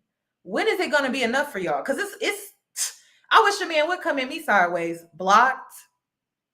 You're getting blocked because you're not about to tell me what I'm worthy of. I know what I'm worthy of. If you don't see it, well, you're not the man for me. Bye. No need to talk to you. What's the point? So instead, you know what they'll do? They'll try to take a hit at your self-esteem. That's what they'll do, over leaving you alone. But then they don't see your worth. How that make sense? How does that even make sense? That don't even make sense to me. So be careful what you wish for. You got to start loving yours. I'm telling you, I done went through the process, y'all. Okay. I grew up tall, had sideburns, a mustache, bushy eyes. I look like my twin brother. Was picked on brutally. Girls throwing rocks at me, picking on me. And another reason why they would pick on me is because people were always intimidated by my silence. I was a young girl of not that many words. I know you can't tell now, but I've really changed over the years. So it's like I didn't talk a lot. I kind of kept to myself. I was weird. I was the oddball. I was the strange one, right? And so I used to get picked on a lot. And I still remember those days as a kid and how mean and cruel people were. These same men, you think I give them the time or the day? Hell no. Hell no. If you didn't find me to be worthy then, why the hell would you think I would ever allow you to even come 2 inches close to me now? What sense does that make? I'm the same person. I may have changed a little bit. I may have grown up and stuff like that, but I would never give the men that were picking on me and being mean to me the time or day. So it's just like, and it's you. Why would you want that? Why would you want somebody like that? When I say I don't do the shallowness, I mean it, y'all. It's not a front. I don't do the shallowness and I don't do the mean girl. Why? Because I was bullied. I was bullied by the mean girl. I was bullied because of shallow people. I was called Godzilla. I was called all of these things. I'm not for that. I don't give a damn what it may look like to you now. I know where I came from. I know my trauma. I know my childhood. And none of that I went through was fun. It didn't feel good. I didn't change. I didn't go through all of that just to become the very thing that I hated. I changed to become the thing that I needed when I was 11, when I was 10, when I was 9. And every day I would get on the bus and I'm just trying to get on the bus and I'm running to the bus because I don't like getting on the bus and I got to sit in the back. Because the meanest people, the meanest kids were sitting towards the back of the bus. So I would always rush to the bus so I could sit more towards the front because it was that bad. Every day I was bullied. So I'm like, oh my God, running to the bus. Days that I was late because a teacher needed to talk to me after class, or I had a hard time getting into my locker for whatever reason, right? And I'm getting to the bus late and I'm like, oh my God, this is going to be another bad day, another a ride home that I don't want to deal with, all because I have on Skechers shoes. Picked on for Skechers shoes. So don't, like, this shallowness that y'all try to project on me. I'm not for that. I'm not. And I'm going to start blocking people for real. because I'm tired of that. Don't project your insecurities onto me. I don't have that mindset, and I never will, because it's all bullshit to me. What is it worth? Can you tell me what it's worth? What's the purpose? Can you tell me the purpose behind it? Oh, there isn't one. I don't care. I don't care about things that don't have purpose. I don't care about things that are not really worthy of my attention like that. Shallowness? Shallowness, really? It's all stupid. I don't fit it. I'm tall, y'all. Just because you see me sitting down don't mean nothing. I still don't fit it and don't want to. I'm not trying to. I enjoy doing my makeup. I have fun with it. Y'all want a makeup tutorial so bad, and I don't even want to give you one. You want to know why? Because I enjoy doing my makeup. I don't want to do it for y'all. To be honest, I do it for myself. I do it for myself. I love playing in my hair. I like doing my own hair. I don't like doing other people's hair. I hate it, actually. I only did it because I needed some money. I stopped doing it. So it's like I do things for myself, and people label me shallow. I'm like, girl, I like doing my makeup. It's like it's therapy for me. It's fun. I get to come up with a creative look. That's it. I'm not out here caking on this makeup for a man. I don't even go to the gym for them. I do things for myself because I learned at a very early age how these men are. They're shallow.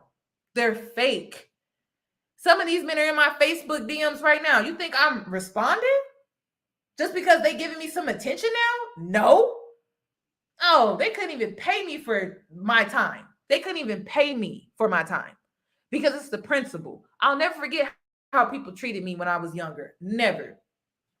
So I don't like that. I don't like that, y'all. The attention that some of y'all want, you need to start working on yourself, because the attention that you want so desperately is not the attention that you really want. It doesn't come with respect. It doesn't come with people really caring about you. And I hate that you want that for yourself. Why is it that you don't think highly of yourself to want and feel like you're deserving of more? Because I feel like I'm deserving of more than some little attention that a man want to give me, but he don't care about me though. He don't respect me though. He wouldn't be there for me though.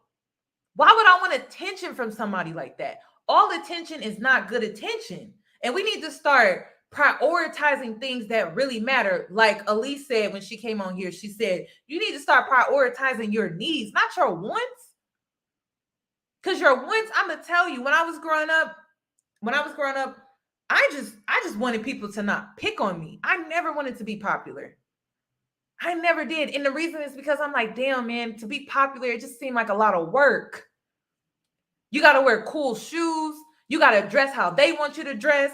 You got to talk how they want you to talk. You got to do what they want you to do.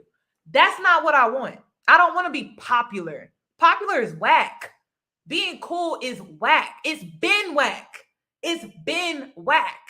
And y'all sit up on the internet and y'all look at Instagram and y'all just want to fit in so bad. Those people ain't even happy. They not, because they got to keep up with the Joneses every day. And oh my gosh, if they was to go out and buy something that they genuinely like, but oh, it's not trendy. Oop, it's not trending on TikTok. All of a sudden they get picked on, and those same people that they so cool with and they fit in with, they no longer fit in no more. You think I care about that? Come on. I don't come for that. I don't come from that. I don't. I'm the type to do my own thing. Either you like it or you don't. If you don't like it, oh well, I don't care. So I don't understand that. Stop projecting onto me, because I'm telling you, you gonna get blocked. I don't have that mindset. I don't come from that. I don't know nothing about it and don't care to. I don't care. I don't follow those Instagram models online. I don't. And the reason is because I want to say when I was doing keto, I think I stopped unfollowing those pages. And the reason was because if you follow me on Instagram, there's a highlight in my bio and it shows you all the women that got plastic surgery, even Tiana Taylor. And I said, you know what? I'm done. I'm so done. I'm done.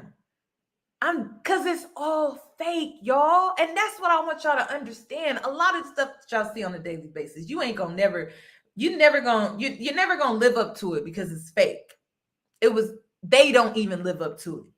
They got to do all of these things to fit in. So it's just like, why don't you just make the decision to love yourself? Why don't you just make the decision to accept yourself and unfollow these pages that make you feel like you need to change?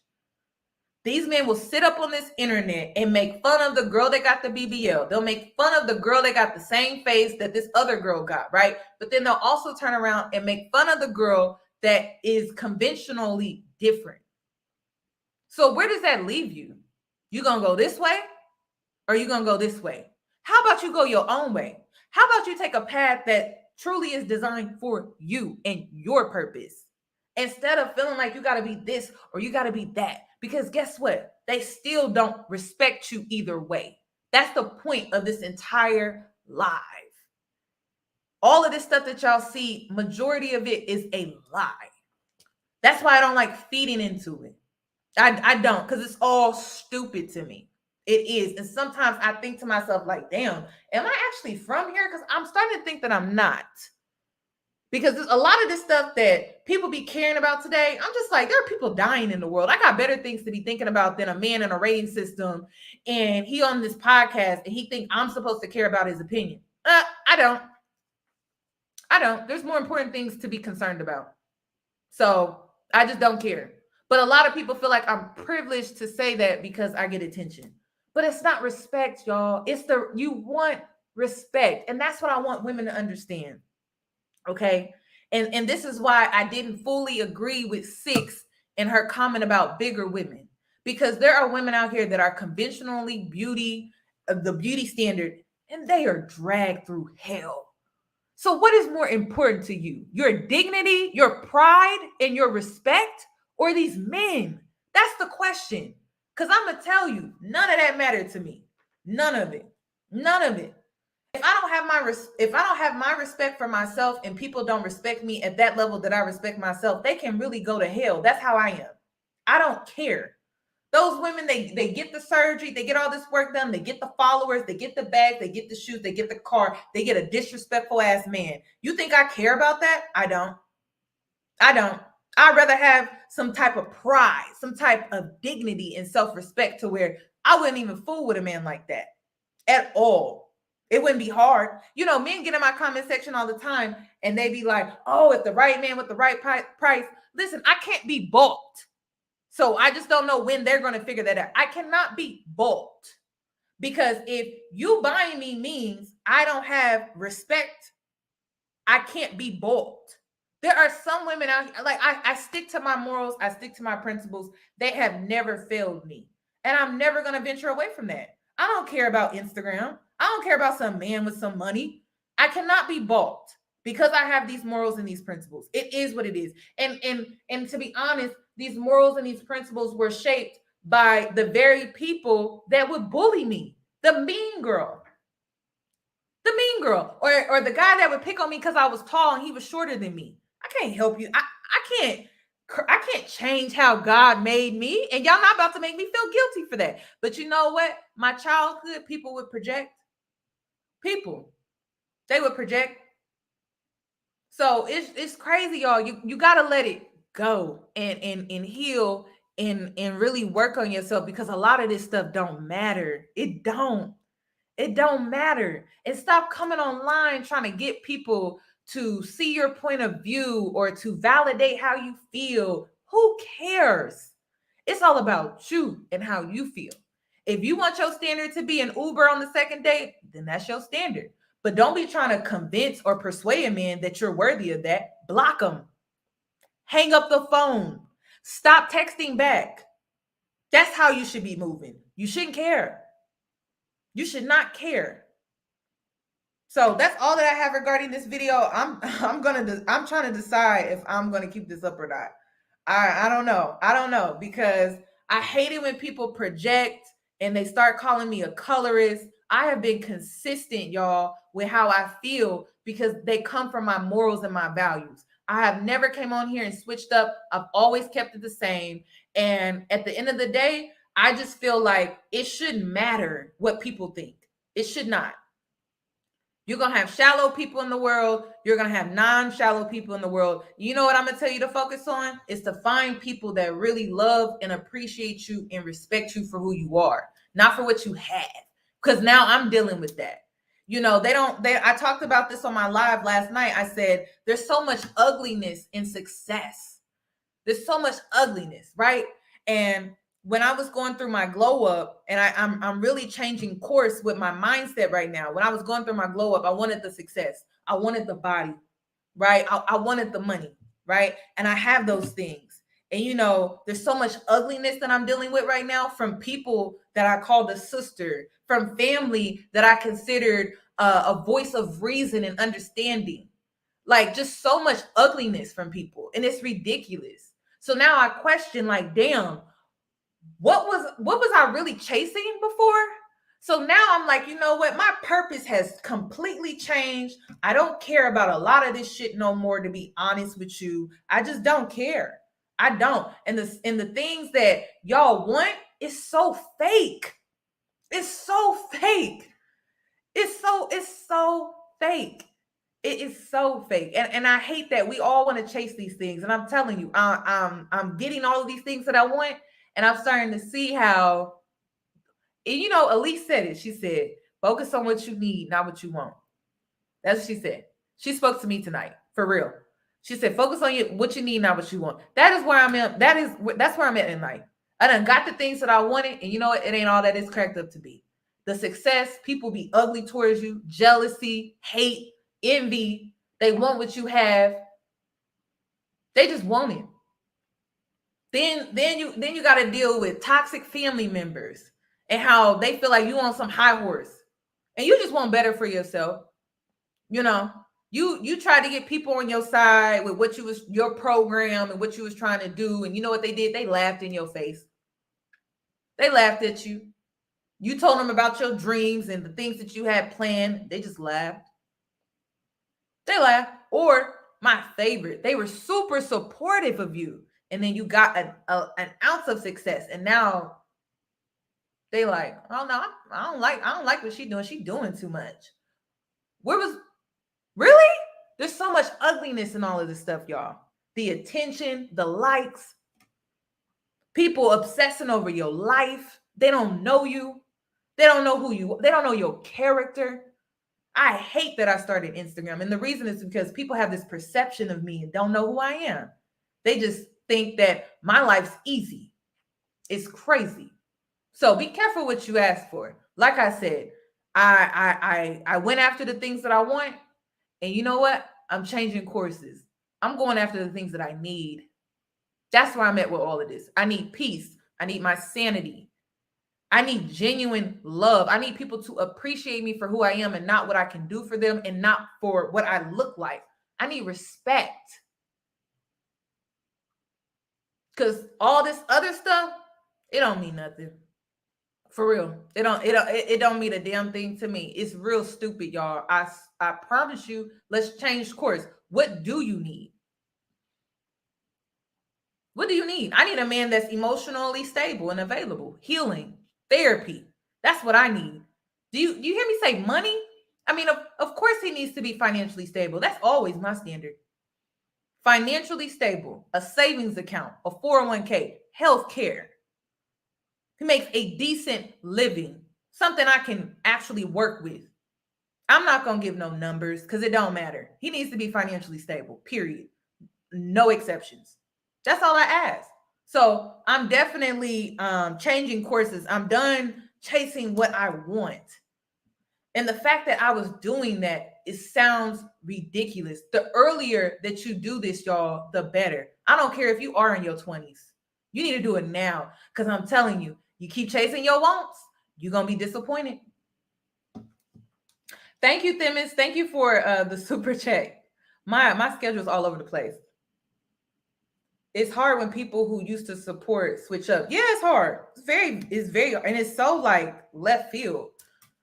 It's so left field because on you were supporting them back because you reciprocate and it was genuine on your end, but it was fake on theirs. Sucks. There's so much ugliness in success, you know, and everybody want to compete with you now. You know, you can't, and this is why I don't even post my body to Instagram. Like the feminine Yoni, I'm like, oh, I'm gonna put myself back out there, and I really am, because it's part of my calling. But I'm telling you, like, if it wasn't part of my calling, I would not care. I would not care. People want to compete with you over a photo. People want to compete with you over a photo and some likes. People want to compete with you over a photo, some likes, and some comments. God, I hate society right now. It sucks. It does. Like, it's trash. And it's like every day we eat this up like it's something to be. What is the purpose? What is the reason? So I don't like it. I don't like, y'all. I don't like it. I don't like it, y'all. I really don't like it. It's not a front, y'all. When I say this stuff is stupid. And this is why, like, when I was a kid, I didn't mind being by myself because I felt like the things that people were into were things that I didn't care about. It's like, really, like, you got to wear red on Friday? Why? Why do we all have to wear red on Friday? What if I don't want to wear red on Friday? It'd be stupid stuff like that. Or you got to wear South Pole. No, I don't. I don't have to do anything that y'all do. I can do my own thing, though. So, I don't know. It's just, I hate where we are in society right now. I really do. I'm not here for it. I'm tired of these men and their rating systems, and then they're not all that attractive.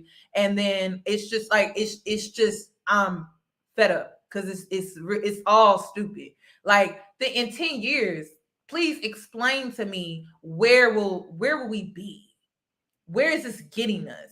This is why I see it as a waste of time, because there's really no purpose in it. It's not. We're not coming together. We're not trying to come to a solution. We're not trying to solve problems. We're just like saying these things, right? And being shallow and trying to hit below the belt. And then and then in the same process, like, just not be happy with our lives. Like, what sense does that make? It's a waste of time. And so if you start focusing on yourself, you start doing for yourself, I promise you, your life is going to change. But you got to log out of social media. If you got to see me less, I completely understand. I get it. Because you probably going to see me less too. I get it. Because it's just toxic. And I'm tired of it. Like, every day you come on here and it's always something. And then it's like, you still got to deal with the outside world, right? You got to deal with Black femicide. You got to deal with the Roe versus Wade situation. And then you got to deal with people online that are shallow. And it's like, damn, like, there's people dying outside and you want to be shallow? So are you saying that if a bigger person was in a situation where they could lose their lives, you don't feel their life is worthy because they're bigger? Because I can only assume that because you feel like bigger people don't deserve a good spouse or mate. I can only imagine how you actually view their life. That's what I don't get. So when I say I'm not here for it, I'm just not here for it. Like, I just, where is humanity right now? A bigger person doesn't deserve anything. That is still a life. That is a person with personality, feelings, emotions. And then the thing that, like, really kills me, because I used to be a bigger person, is, you know what I hated the most was people will always make the assumption that I just ate my way to my size. Like, I was battling with suicide, depression, and all of this other stuff, and health issues, doctors giving me drugs and all of this stuff. And every time a person sees a bigger person, they just automatically assume that she just lazy, or he just lazy, and they ate their way to that size. Really? Obesity is a sickness. It is a sickness. And sometimes drugs that we are prescribed contributes to that. Sometimes not being educated on proper nutrition contributes to that. Sometimes poverty and being in a home where it's limited resources and you can't go travel. Sometimes that is contributing to why this person may be overweight. But you know what? You're so damn shallow, you can't even see that. That's why I don't have respect for this type of stuff. I just don't.